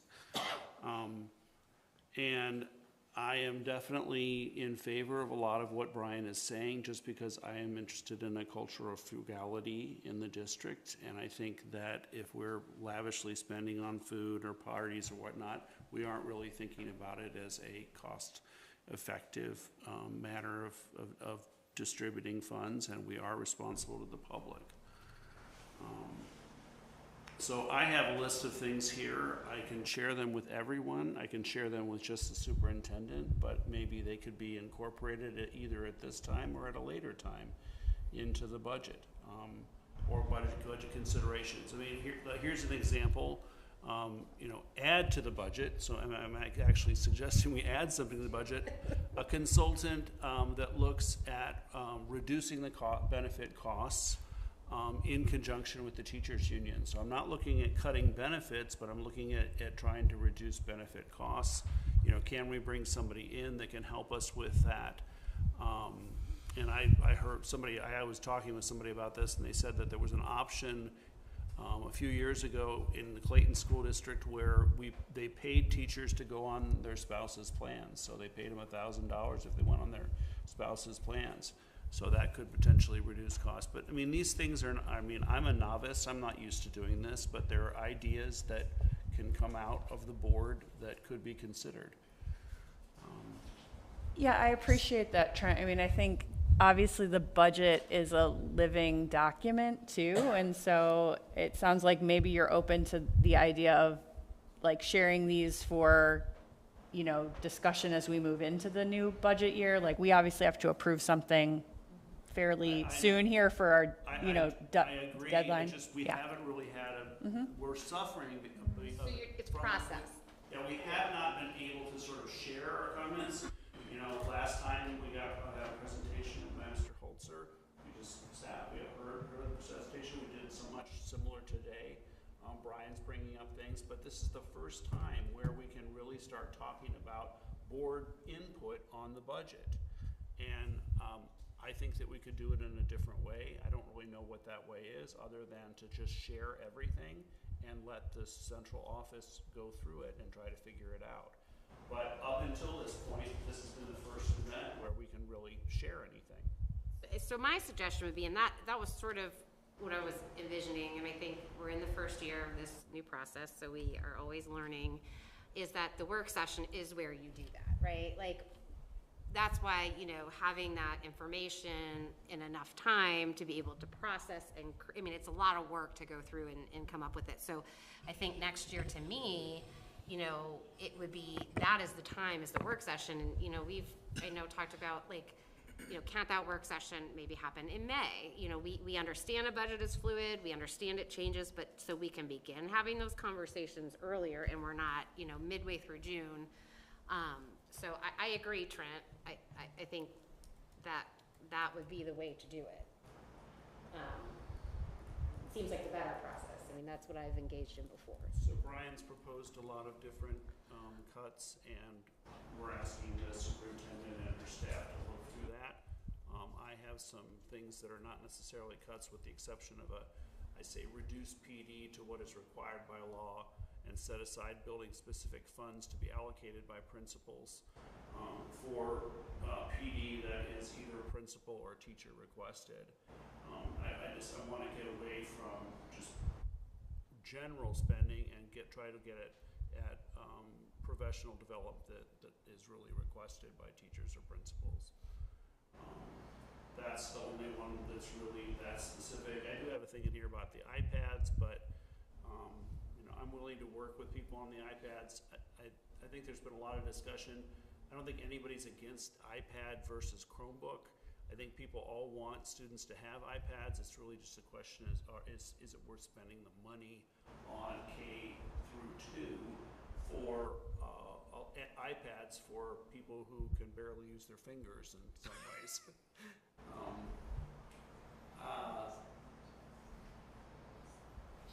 So how do I share all these? Do you want me to read through them? Do we need to put them in the public record, or can I just share them with the superintendent and everybody else and hope that next time we get them considered? I think that's a good way to go forward, and honestly, some of them could be things when we're doing when we start our budget directive for next year that we can incorporate, right? Like we would do that in the fall.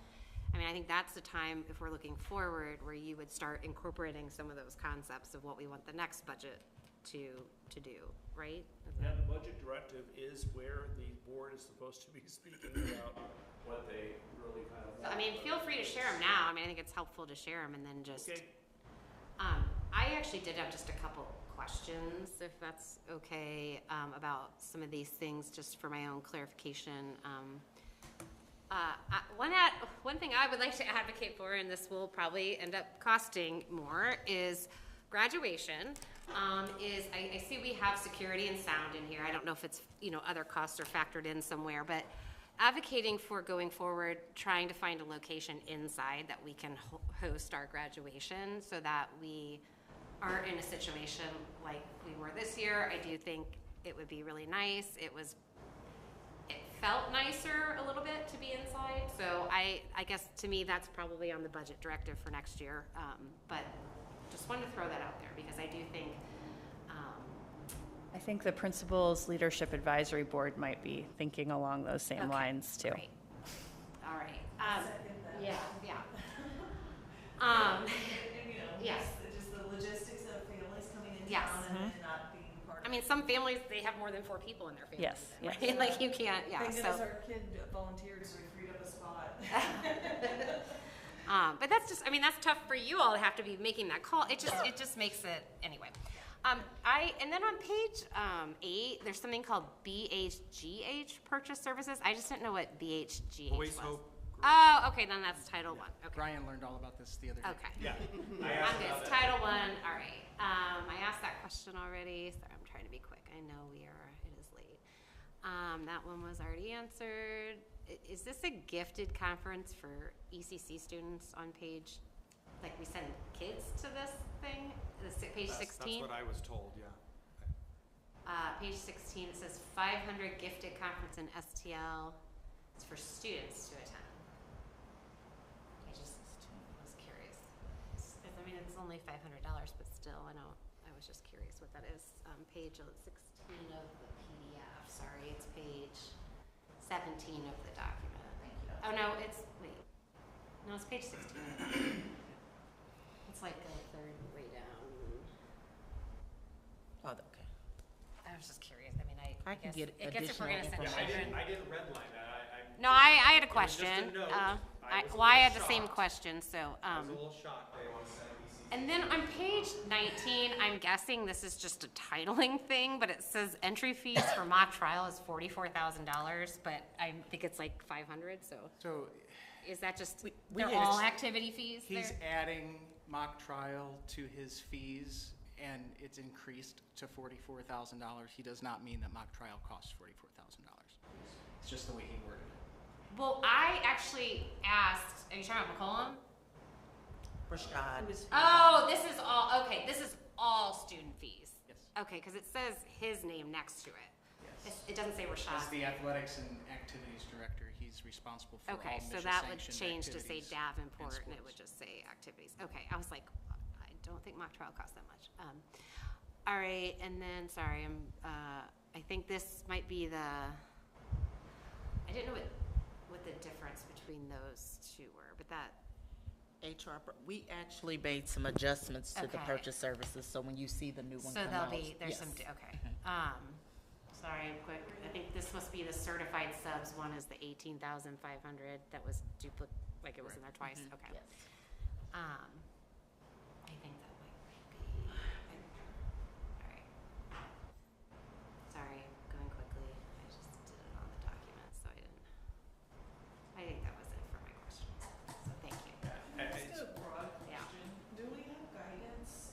So if we were looking at the budget saying, are there opportunities to cut when we're also looking at funding the increase in salaries which we're committed to and support, but trying to be mindful of the future?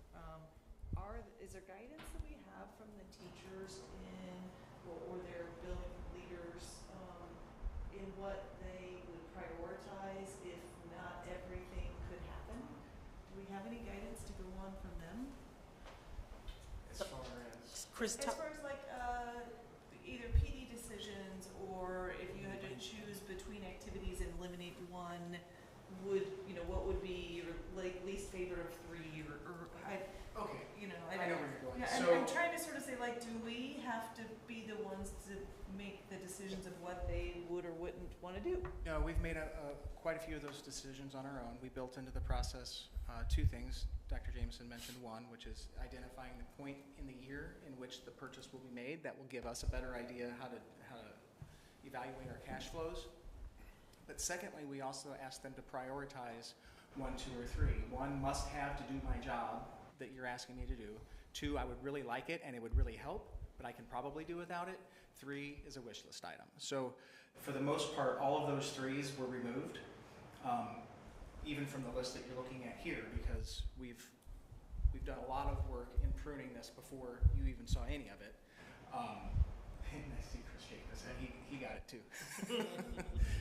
But yes, we do those types of things, and that's between the teachers and their principals as to whether or not those priorities are actually what they are. Like there's a couple where I saw, I don't really think that's a priority one.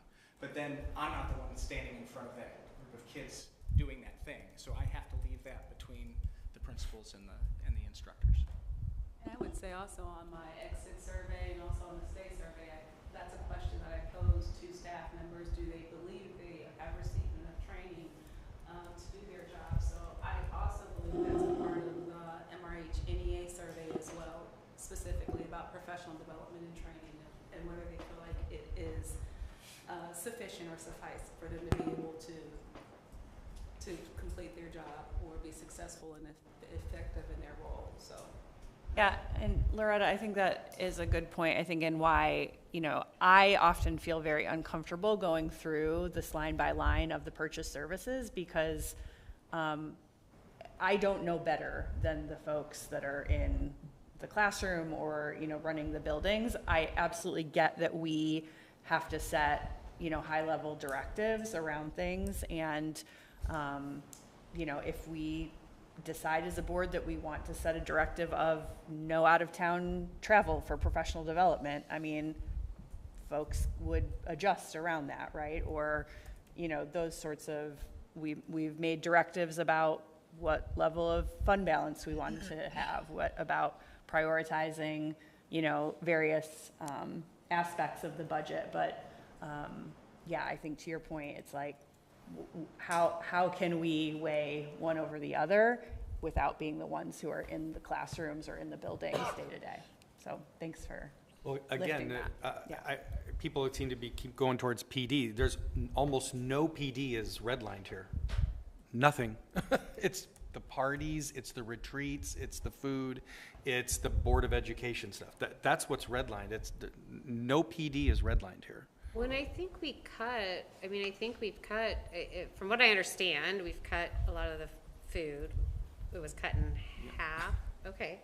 I know, I know it's, we've cut the BOE stuff. What else? I think the only other thing at issue is the $1,500, right, per building?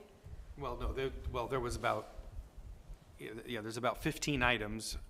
Half of them were on that page 2, and the other half were kind of sprinkled around. Well, but I thought we determined that, okay, so page 2, sorry. I thought we determined, that's what page 2 was the board stuff, right? Yeah. There was also a conversation about professional development at the discretion of the administrator. Oh. Building principal. Yeah, okay. Yeah.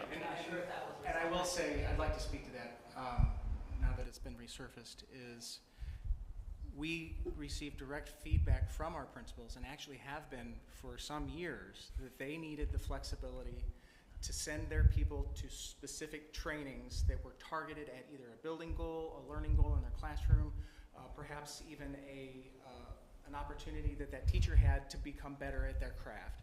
Yeah. So this was our attempt. We started doing this last year to give them, to create a formula, to give them the flexibility as the building leader, the instructional leader, to do those types of things and provide them in whatever manner they saw fit for their staff. Yeah, and I agree. I think we should keep keep an ad hoc budget for principals. I just didn't think the same amount as You were currently saying in to here. cut it in half. Yeah, I think half the teachers and then the other half the second year and But I rotate think that we have money around. established you can't determine half and half, because like if Yeah. one person needs it and the other person doesn't, You're it's right, not so your then year. what you do is then if you need extra, that's what the contingency money is there for. What did we, okay, what was our, do we recall what our contingency was last year? and how much we 119 it spent? says. I set the contingency pretty consistently at right at 100,000. 30 or 100.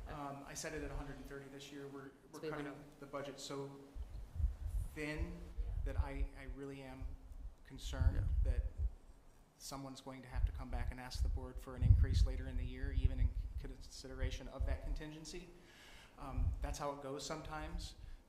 I started doing the contingency 9 years ago when I had seen that play out year over year prior to my taking that chair. And that contingency allows us the flexibility to absorb things. It's actually written into the budget directive. If the HVAC unit didn't come on when I turned it on just a minute ago, Mike would be probably asking me if he could expend here in the last couple of weeks of the month to put a unit on the roof, and his budget is nearly completely expended. So that allows us to do those types of things. We can certainly remove it. I can put it in the supplies budget. I could split it 50-50 between the We purchase don't want to services and remove it. I supplies. think it's a wise thing to keep it in. Well, and I guess to your point, Brian, is what you're saying, like, okay, so we've There- made a decision, here's our contingency. After that, we should be asked if we want to spend more money. Correct. Is that what you're getting at? Correct, yeah. Can I get back to the high school happens to be the one we can see in this line item, the page 9. Yeah. I think I want to make sure I understand this right. The budget is $150 per head, and that's a way to distribute based on the size of the school what the budget would be. But that does not mean that it is each teacher is benefiting from that every year because it's targeted by the principal to the goals that we've kind of stated before. Yes. So when you say only half the teachers, it's not really only half the teachers, it's half the money per teacher if you were calculating a budget, right? We're not saying only half of the teachers I guess get that's the one work. way to think about it, yeah. Because this is not a per $75 teacher. per teacher allocation instead of $150 per teacher allocation. Yeah, or it's 150 times half the teachers, but yeah, that's basically correct, yeah. It does, it helps the staff, I think, and think, okay, at some point, if I have to go back to the board to ask for more money for that line, or, if there's no more in the contingency, then, it's just a helpful check, as Trent used the word frugality earlier. I think that's a part of the culture that we ought to continue to cultivate alongside the other things. It helps put the board more in charge of these kinds of things, and it puts us more in the driver's seat to limit these things. But again, there's a lot of PD in here that just the That was if- my question, if though. just It's the ad not- hoc piece is Right. slightly limited. There's well over 100,000 in non-grant and non-title federal title money PD, and then there's grant PD and Title II PD also in here. It's all sprinkled across all the buildings. You'll see it. There's hundreds of I don't know. I didn't add it up for the Title II and the CBE PD, but it could be another 100,000. Can I just ask a It's a question? lot. I It's want a to lot. repeat, So we're leaving all that. But you said you're not redlining any PD, but you keep bringing up PD. So I just getting a little frustrated. I feel like we're talking here in circles. If we're only concerned about those items that are actually going to benefit students' learning, why don't we just cut sports? Are you going to vote for No, we're not talking about that. That's not no, correct. But what I'm saying is, It's the ad hoc. Okay, can I ask the question I asked earlier? Dr. McGee, the other PD that's in here, where they have a specific, they seem to be tied to a specific thing. are there specific staff members attached to that PD? Like, that's not just for anybody to use, it's attached to specific staff Correct, members, yeah. correct? So that $100,000 is not for anybody to use, I guess. So my question is, Brian, what if you have a teacher who's not part of the competency-based education team, who gets to go to Wisconsin and go to some interesting places, I hear? What if you want to improve your, I don't know, your, whatever. That's what the ad hoc fund is for. Right, and so I'm gonna guess a majority of our teachers are gonna fall under the ad hoc. I mean, what percentage of teachers and staff are covered by the other specific, maybe that's the question, right? Like, how many people are touched by that, and how many people are left to sort of have this smaller pot?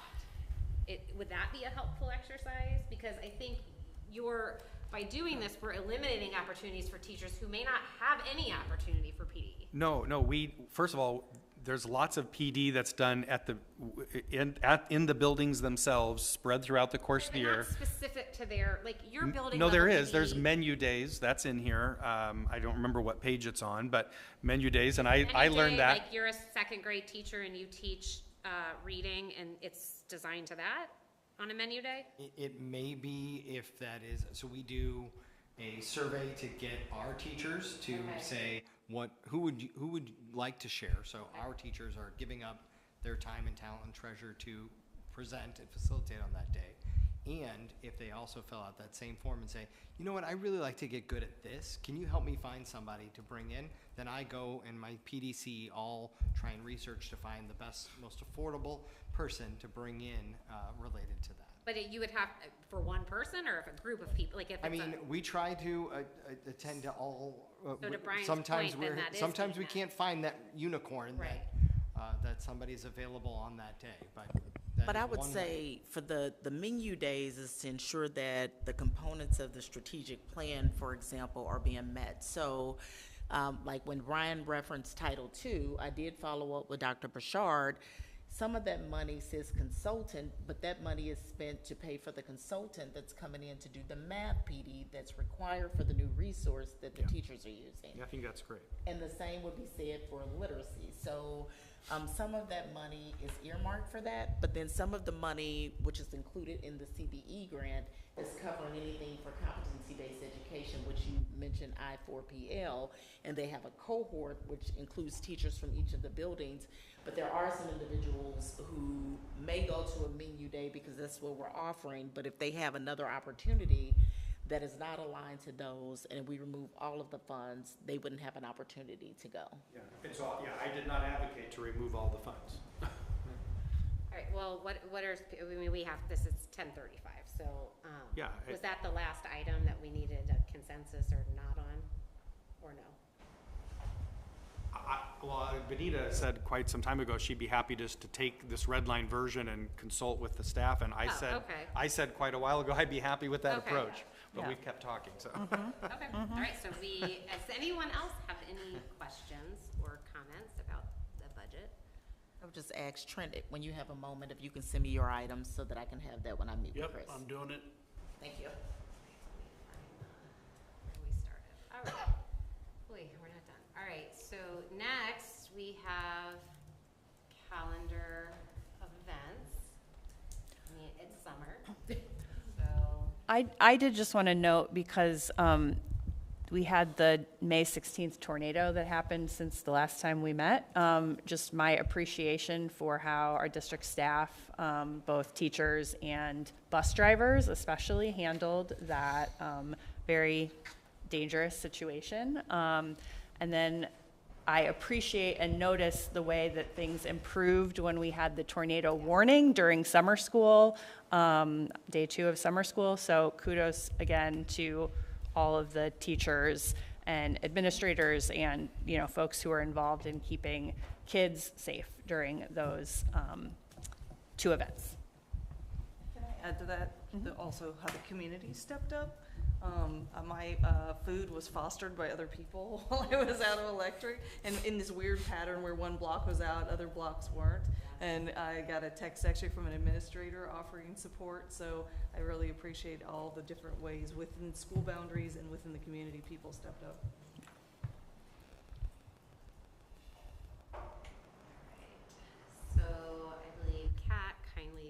prepared for us a list of other districts and how many board meetings they meet, and we are well above.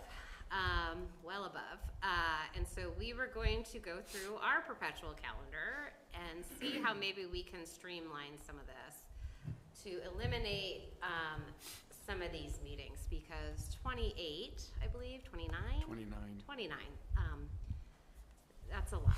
The next closest is 23, and that's Kirkwood, and they're, what, 5 times the size of us? So, all right, let's start. I guess, Brian, you kindly sent us some suggested changes, which I started as my place to go through.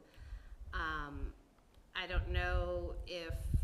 Is that what the 25, 26 calendar item is on the, is that reflecting? Am I on the wrong? I wasn't, I think Brian sent the email about the perpetual calendar, Yes. but then there's also like item B there. I don't know if that reflects what Brian was suggesting or not. I think we have to work that in. So I don't know who prepared that second item you're talking about, but I did note that there was significant overlap, but I was trying to offer some additional things. Okay, But I that's thought what to your just, follow-up so as email not to was. create Sorry. confusion, I just tried to put it all in one email Okay, to everyone. okay. But there is significant overlap between, so I don't know who created this 25 to 26. Oh, Kat did, okay. Thank you, Kat. Yeah, thank you. So I did want to say in relation to Brian's suggestions.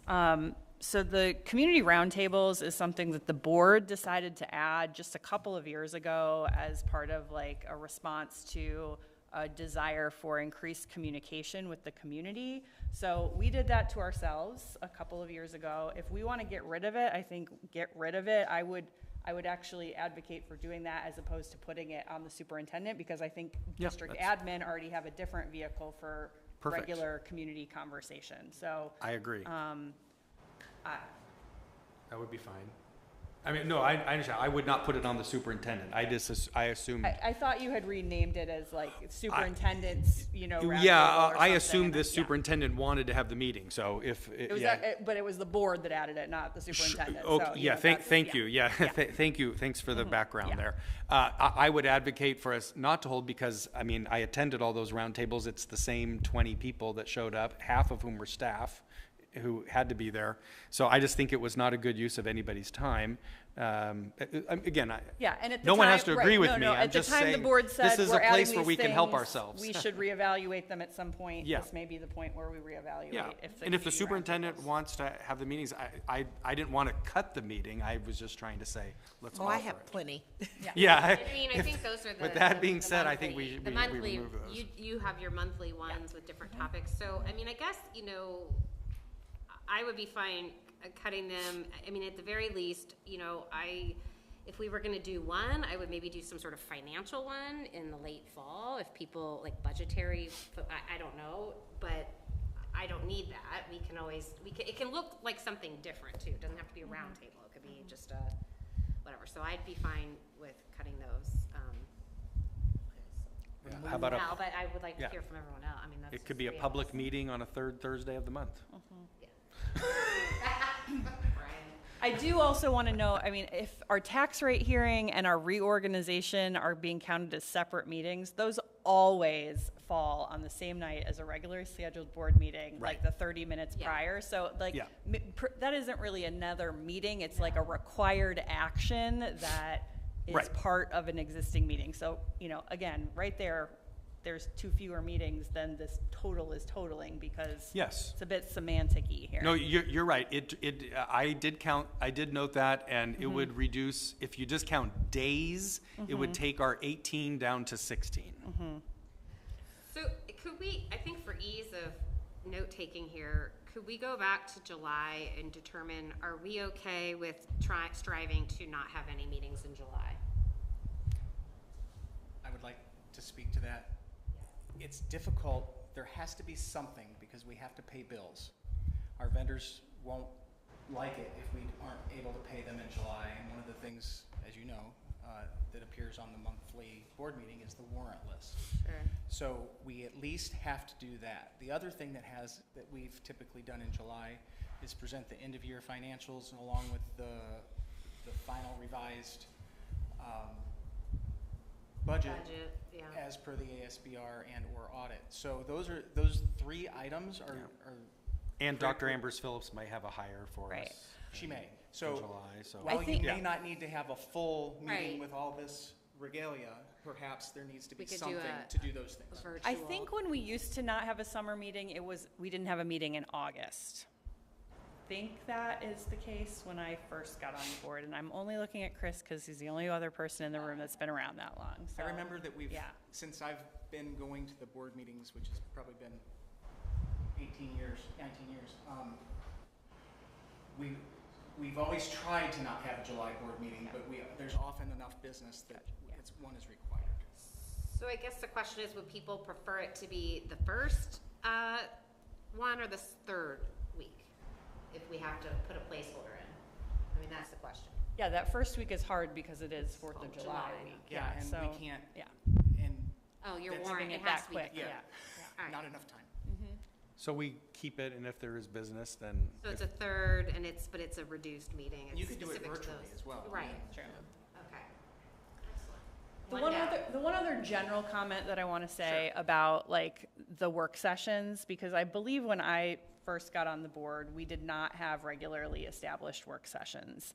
But what ended up happening is we were constantly having to schedule ad hoc meetings for things that came up in between. And so establishment of the regular, like, first Thursday of the month is held for a work session. Now, perhaps we have like expanded to fill all of that time, but I do think that cutting out the majority of the work sessions may come back to bite us as far as like the need to do hires, you know, in a tight situation, right? If we interview somebody at the end of the month and we can't actually approve them for, 4 weeks, they may go somewhere else or, whatnot. So again, that's the history that I would share as far as like. Those kind of things, can't they be handled via email? No, well, you would only need Constitute you a would just meeting need if a we all quorum. send an email. So it could be, you would just need a quorum. If it's just a hire, I mean, I assume we'd probably all be in alignment anyway. So I think if that's what we're talking about, I'm not as concerned. Now, if there are other types of things, I mean, I wasn't necessarily going to cut out. I mean, it would be nice to keep one here or there, I think, to just have that space. But I'm trying to think where I had. So, as far as my email, it was the ones that had no agenda, no specific agenda, were the ones I thought, well then, we certainly have the right to add something back into our schedule if we feel we need it. I think it was just a matter of the perpetual calendar, what goes out as the plan, Sure.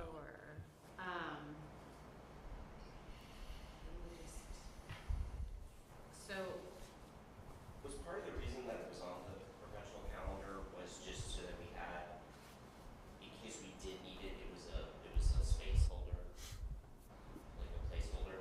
You know what I mean? Like, so if somebody said, "Oh, we've got to have a meeting on this day," lucky for us, there's already a place. I thought that they were added during the pandemic, is kind of what I was told. So we continue to have them.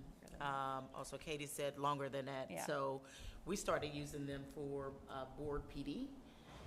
And if there were items, say staffing in those pieces, we would actually bring those items forward. Yeah. So I would just say if they're needed, it's an ad hoc decision. And we've added plenty of meetings this year beyond 29. Right, we sure have. Well, and I guess my thought is, I mean, generally. We have no problem adding meetings. Maybe it's generally, we try personally to hold that space if it comes up, but that's the timing. I mean, I would be fine limiting August work session in September, but then I do think like we would benefit for like the budget directive, to Trent's point we just had, to having that discussion in a work session rather than having to shove it into a meeting because it's now almost 11 o'clock and everybody wants to, and we have another meeting to do, so. Yeah, the budget directive is actually mentioned in the November meeting. So right, so it was I would take duplicative. it out, so I would put that in a work session, I guess, I would find, so maybe is it we have a work session in November, but we don't have one in August. If we're gonna have something in July anyway, we can do approval of. Yeah. Yeah, if you think we need to meet to discuss the budget directive, that's fine. I just didn't think we needed 2 meetings for the budget No, we directive. don't. I think the problem is we need a chance to actually have a discussion, and I think if we try to shove a discussion like that into a meeting like this, Sure. especially if we're eliminating meetings, we're gonna be here till midnight, and I just don't think, I think that's a lot to ask of everybody. So maybe we need that as a work session for the budget directive in November? Sure, I mean, we did the budget directive in the third Thursday meeting this past But we year. had to do it again because we didn't give our input, right? Yeah, We right. had to do it twice, so Right. that allows us to give our input and then bring the final one Yeah, back. You see what I mean? Yeah, I agree, Alright. First reading, second reading, and then finally approved it. So, yeah, then add back in the, either the October, well, you're not adding back in, it's already in our perpetual So we would just calendar. leave that one. You leave that one, yeah. To the point of like also conflict dates, this December, I feel like, was there a conflict with Hanukkah of our scheduled meeting? So to Brian's point, I don't know if, that was a question about. 12, 18, 20. Well, there was nothing scheduled for that December work session, it's just, I mean, it says But BOE professional development. Our regular meeting is a conflict, and I think that was Oh. something we were supposed to look at. Oh, okay. Does anyone see, so for July through December, let's just start with the first half. Was there, anyone see a need to have a work session other than the one in November? No.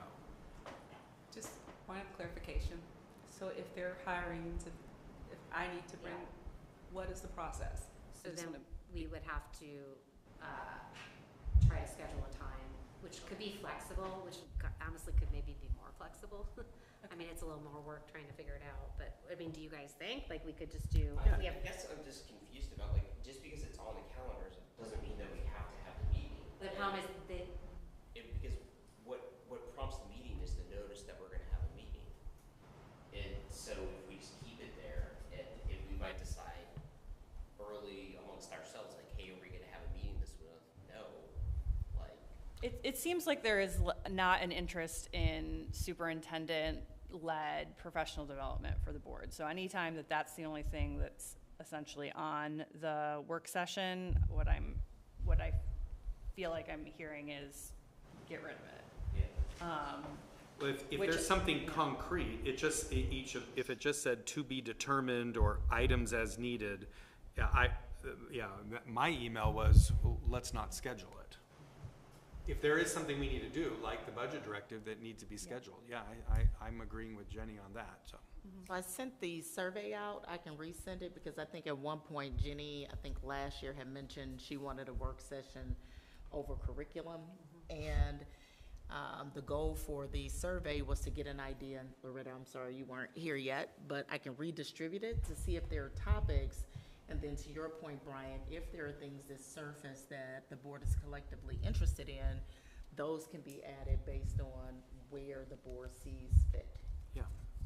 Yeah, I mean, and I'm actually very supportive of making less work for staff, including the superintendent, to be spending a lot of time for presentations for us. That's not the real work of the district. So, that, again, I'm definitely okay with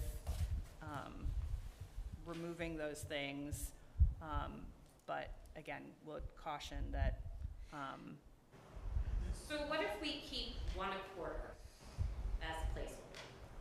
Would that be a fair, I mean, I'm trying to figure out how we do this to get everybody's, because Katie, that's a valid point, like, perhaps there is something that comes up. I mean, just because we have it there doesn't, like to Josh's point, doesn't mean we have to have it. Right. So if we schedule one a quarter, then we know, right, there will be an opportunity if there is something. Obviously, the quarter, with November, there is something. Yeah. Now, the budget directive probably wouldn't take that long, so you could pair it with something else if you wanted to, really, right? If you had a topic you wanted to talk about.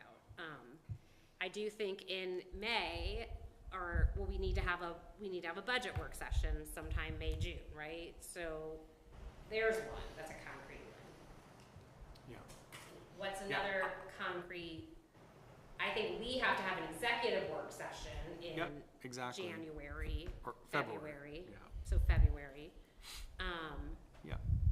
So that's 3 that are Right. current, that are in the perpetual calendar now that I certainly think we should, I advocated for retaining the September one, the February one, and the May one.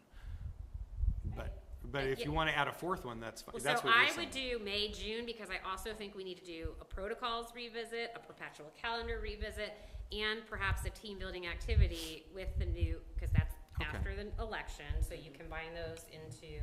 So you're saying November, February, May, June. Does that make sense to people? Thought November you said as well for the budget directive. Yeah, November. November would have, you said budget directive, yeah. Yeah, February is our executive work session. right. Superintendent goals. And then May, June is combination of budget and board. Cohesion. Yeah, sure. Does that make sense? But not a catered. We cut it in half. You don't get food. You get one donut hole, Josh. All right. Actually, Brian's gonna cater it, right? You're gonna bring it.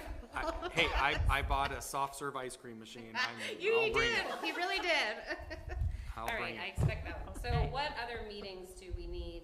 I just want to make sure, Kat, feel free to shout at us if we've missed anything here that we. Ask for clarity around the retreats. Yes. So I think, well, let's talk about that. I think that might actually have to be 2 different days, but maybe not, depending on what we do.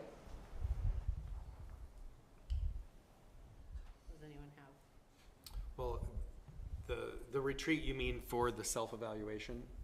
Well, so I think the self-evaluation thing we could do during a board meeting, right? Isn't there a survey we do? And then Yes. we could just identify a goal we want to work on, and that's what's required by MSIP 6? Yes. Okay, so I think, isn't that something we could maybe do in is it something you do in the beginning of the year, I would assume?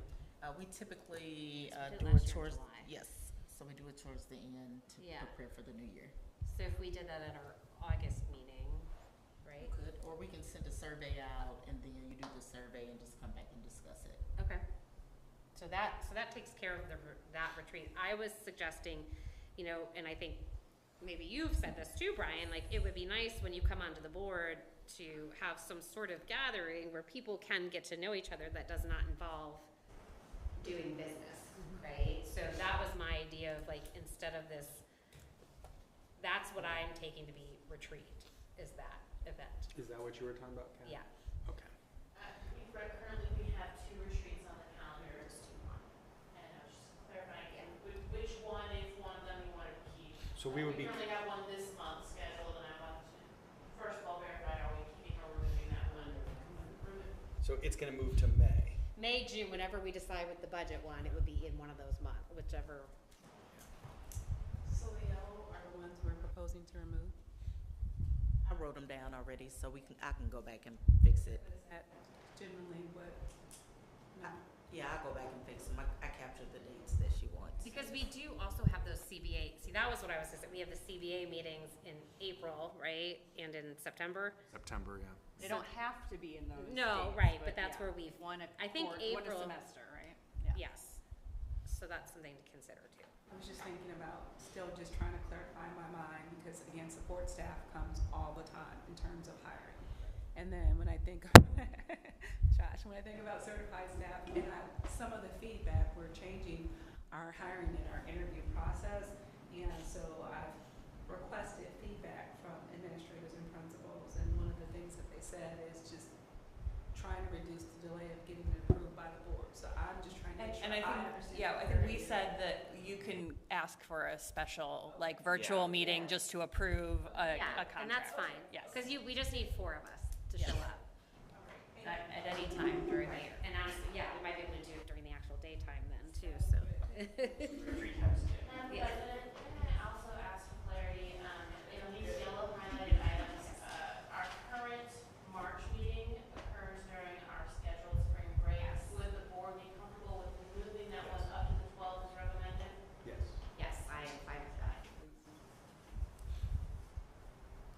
it sounds like we still have to work on the December date, is that right?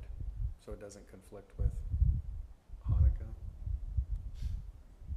Is that right? That's what you were recommending? Yes, that is still an area to consider. Okay, so the question is, can we meet a week earlier in December? Because there's no work session in December, I think we should be willing to meet. I'd be okay meeting a week earlier. Yeah, I don't have anything on my calendar yet for December, so I'm good with that.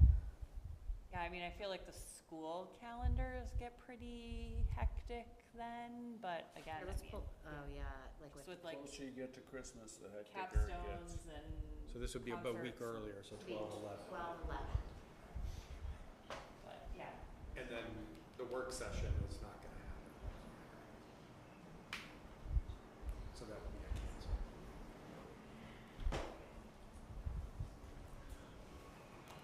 Did we hit them all?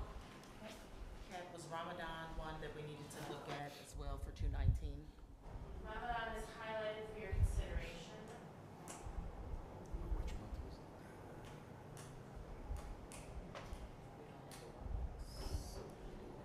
We have an executive work session that month.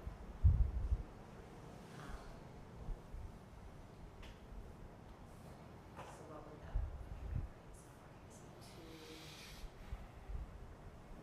So that would push it to yeah, into a week later. Yeah, that would be fine with me.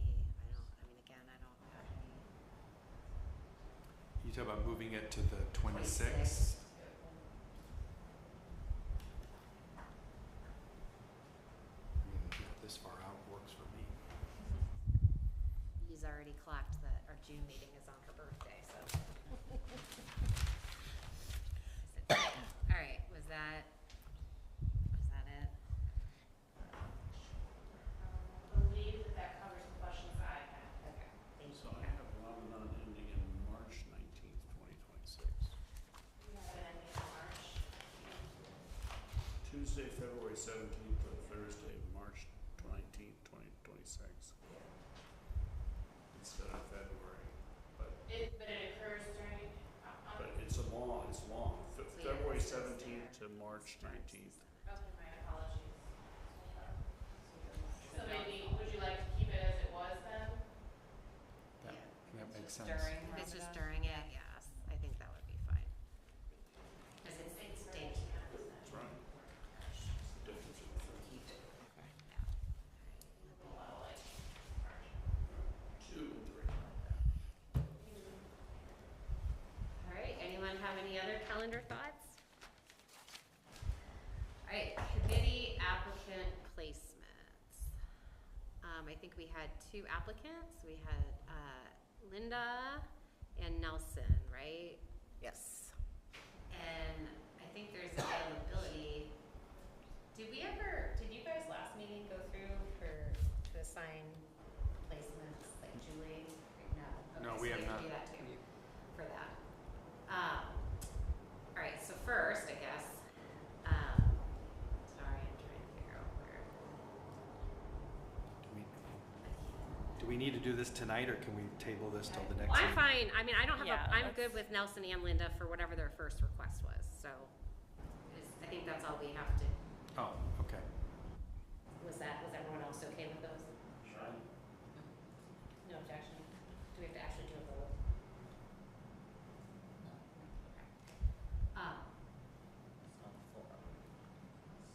So Nelson wants to be on the education strategic? For our resources. For our okay, I missed that, sorry. And then Linda was for our students? Or community. Community. Or okay. community, okay. Perfect.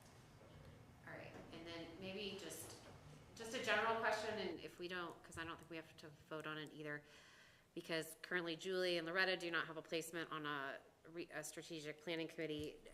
Were we generally okay with people just staying on their strategic planning committees they're on, and you guys filling in a gap, or are we wanting to switch?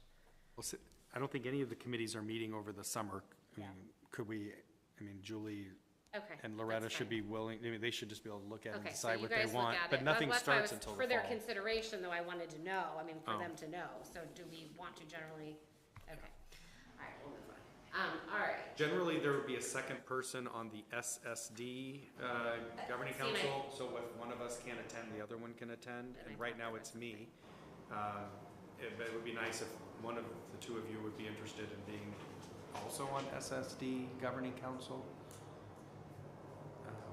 And then I think when Linda came off the middle school, as a middle school building liaison with me, so there was probably an opening there. And then Christy was the ECC one, so. Yeah, and I'm wondering if we can maybe at our next meeting talk a little bit more about those liaisons, because I think that's a new thing too, and Yeah. I don't know if it's working the way that we Yes. had imagined it would, so. Yeah. Good, Yeah. good point. Okay, so we'll add that for Next meeting. Future conversation. yes, sounds good. In August, correct? Are you ready to? Yeah, but Action I do think Dr. Jameson had asked if people are okay with, let me find my notes, amending action items to include the two, oh God help me, resources. Benchmark, yep. Literacy resources. Oh, okay. Are you all okay? Well, here, I'll make a motion to amend the action items of the agenda to include approval of the K through 2 literacy resource contract and 3 through 8 literacy resource contract. Second. All those in any discussion? Second the motion. Josh already seconded it. Okay. So All in favor? These become action items. To amend the agenda. Yeah, Yes. 8.8, 8.9, and then current 8.8 becomes 8.10. So all those in favor? Aye. Any opposed?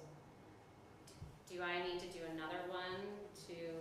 No, because it was. Because we, it okay, wasn't I the just want to make consent sure, I agenda, know we. yes. Amended the agenda, yeah. Okay. So I move that we approve the assessment plan as presented.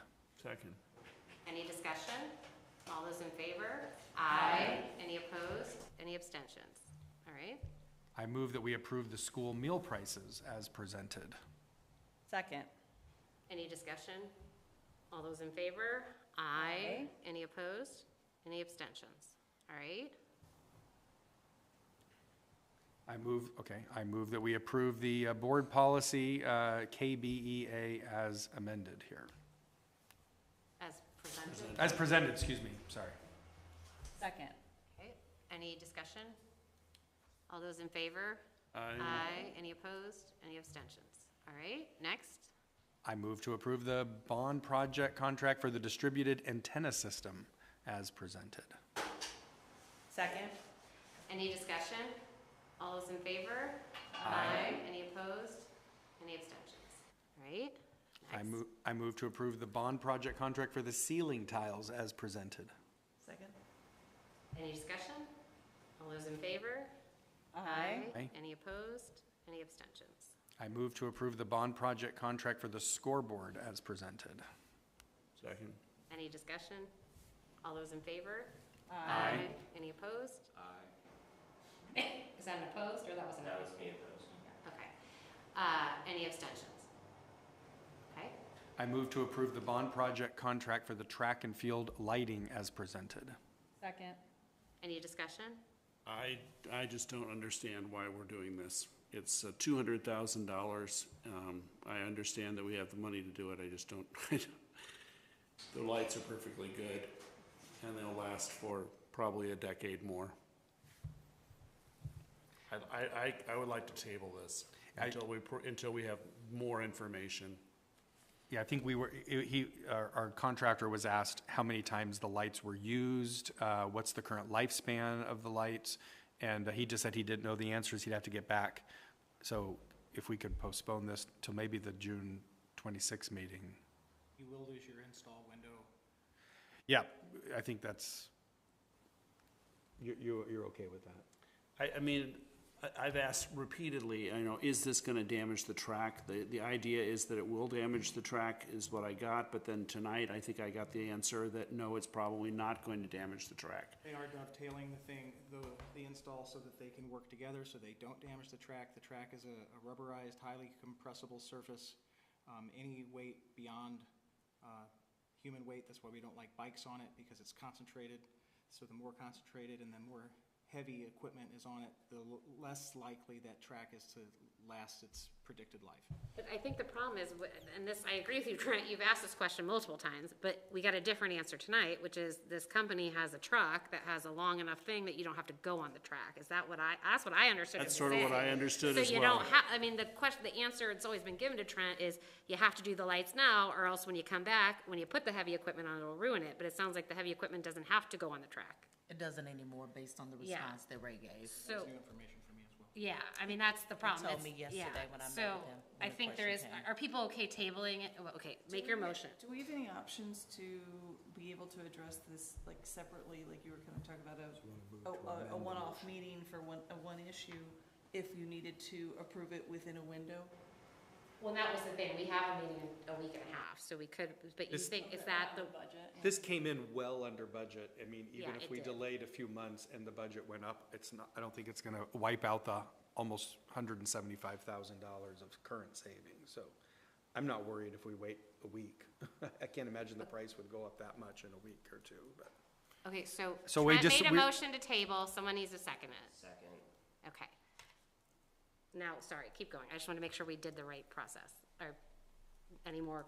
Okay, then What are you waiting for, Trent? Sorry, what were the answers you were waiting for? there was a motion to table, so we have to vote on the motion to table. Okay. All those in favor? Aye. Aye. Any opposed? Any abstentions? Aye. Okay, Okay, so. And he was waiting for, Thank you. like, how often the lights are used. I just, you know, what's the benefit of, we're spending $200,000 on lighting, and I don't understand what the annual benefit to us are. As far as I can tell, the lights are on, I mean, I live near the track, so the lights are on about 4 times a year for a matter of a few hours. Yes, we could have track meets at night, but how many track meets are we going to have at night? Yes, it costs more to operate these lights, but for $200,000, we can pay the bill for increased energy costs for a long, long time. well, and technically, my question should have been asked before we voted on Yes. tabling it, but Is anyway. it possible to compile the questions? Yeah, could you send that? I don't Sure, keep I mean, asking all I've sent them before to Mike, but. Okay. I move to enter executive. We had to add, we added to. Oh, sorry, you're right, we did, yeah. Okay, I move to approve the K through 8 student learning, K through 2 literacy resource contract as presented. Second? Any discussion? All those in favor? Aye. Any opposed? Any abstentions? I move to approve the grades 3 through 8 literary resource contract from Amplify as presented. Second. Thank you, Julie. Any discussion? All those in favor? Aye. Any opposed? Any abstentions? Okay. Now we need a motion to go into. I move to enter executive session in accordance with section 610.021, subsections 13913, and section 610.022 of the revised statutes of Missouri on June 12, 2025, for the following specific reasons: legal matters, personnel matters. Second? This will be a roll call vote. Any discussion? No. Mr. Colbert? Aye. Matt? Aye. Ms. Renzel? Yes.